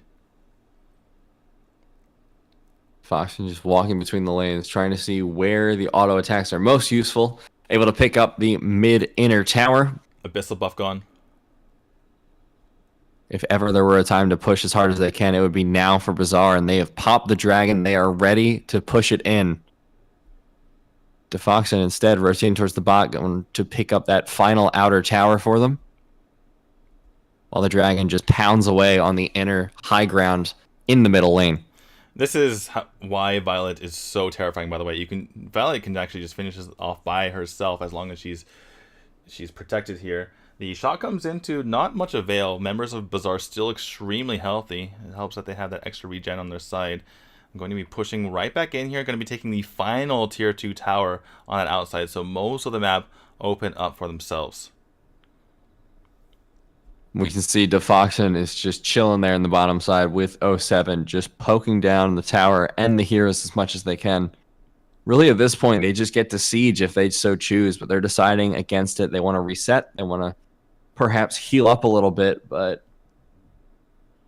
I'm not really sure why they backed off, D2. I think that DeFoxen went back to get a might buff so that he could slow members down and do a little bit more damage. He did pick that up. Jami now picks up Medallion, try a little bit more defense there if they're going against Jury, so they won't be completely burned down in the sort of fights. But yeah, DeFoxen can just sit here and attack this all day. The one thing that's difficult is that it's not a side ground. Yeah, they're going to go for this side tower, which is a little bit more safe because she doesn't have to tactical fire around this little edge that you see. Tony goes for the Metamorphosis to keep his team alive. There's the Agnes Graph, and down goes... Oh, excuse me. Cream actually stays alive after that. The Earth Splitter coming out. Tony's getting low himself. Here comes the Reiki shot through multiple members. They are actually taking a ton of damage from that, and DeFoxen doing a ton of damage as well. The tactical fire comes in, and there is the concussive rounds. Multiple members falling. The damage is all gone. JR and Mona Lisa have to turn tail as that just turned in an instant. The Reiki shot landed on 4 or 5 members. DeFoxen sees that opportunity and just completely blew members up. But as I said, a Dew comes in, total damage coming out on DeFoxen and taken down by Mona Lisa there, but Mona Lisa herself is extremely low. Jami and Air are going to finish the job and take out this mid tower here. That's an absolute ace. And with 10 seconds left, I believe, because Air has a lot of attack damage onto that Fox form, they can actually take down this core. 5, 4, 3. Guy's not going to make it back in time, and Bazaar Gaming is going to take the series. 2-1 victory for Bazaar, and honestly, that game 2 was... an anomaly. An anomaly, yeah, because I feel like they only won because they were able to execute on a composition that Bazaar was entirely unfamiliar with. And speaking for myself, I can't blame them. But that game, they knew exactly what they wanted to do. They knew exactly how to execute. And despite a few missteps by not targeting Drewy in time and bursting him down, in the end, they were able to put the pressure on the towers, put the pressure on the team, and pull out the win thanks to the back of DeFoxy and all of that Violet damage. Yeah, it seemed like the DeFoxen Jami combo is just way too strong with that Violet and Roxy. And you gotta just put it on EVOS for not banning those two heroes out. Because once again, Jami was getting a lot of pulls. It didn't seem like it because they collapsed immediately every time she got a pull, but she was consistently getting those out. Absolutely. Some great execution there in games 1 and 3 by Bazaar. And EVOS, gotta give them credit for game 2. They pulled out a very unique strategy and executed well on it. So they're showing a lot of potential there, D2. Well, getting that 1 point was actually very important because that puts them still 1 point ahead of RRQ. Now, in this league, series victories do not matter. Series victories and losses do not matter. It's all about the points. So essentially, Bazaar Gaming received 2 points for this, and EVOS received 1 point. Now, earlier, we saw Alpha Red defeat RRQ 2-1 as well. And yeah, we're going to take a look at our standings here. This is very, very important. As you can see, EVOS narrowly ahead, 17-16, and RRQ has 1 more match to play against IT.City Bacon. And if they're able to get a point, they can tie EVOS. And I believe if they, just based on their win-loss record, I'm not sure what the tiebreakers are, but I imagine they'd go ahead or they'd be ahead of them. because of that win-loss record in games. You would think, or maybe a head-to-head. Perhaps. We'll figure that out. Something like that. They have the series win and the games wins as well, because EVOS is only currently 5-9, and RRQ is 6-7. So, yeah, it all comes down to whether RRQ can take a game off of IT.City Bacon. Tomorrow, we have SNCK versus TDC, which is, don't worry about that one. We have, just to be blunt. And then we have Buriram Arctic Wolves against Bazaar Gaming. And now Bazaar Gaming, by getting 2 points, we weren't able to take fully a look at that, but by getting 2 points, they were able to tie IT.City Bacon and remain within 2 points of Alpha Red. And the fight for first, second, and third is just continuing to be very, very hot. I was going to say continuing to heat up, but it's still hot. It's always hot. So,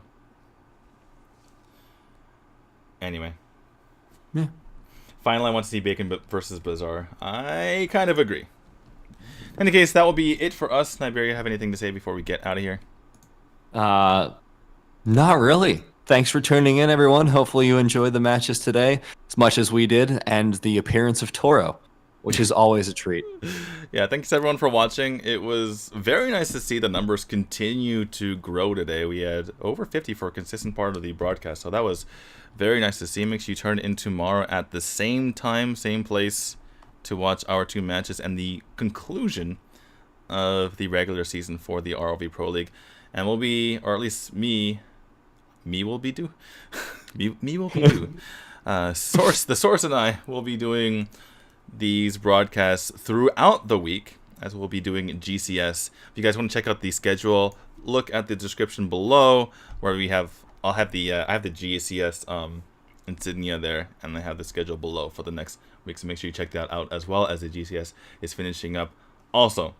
But yeah, thank you guys once more for watching. Also, go to my YouTube channel at youtube.com/D2HS. I put all the VODs there. Make sure you subscribe. All right, thank you guys for watching, and we'll see you later. See ya.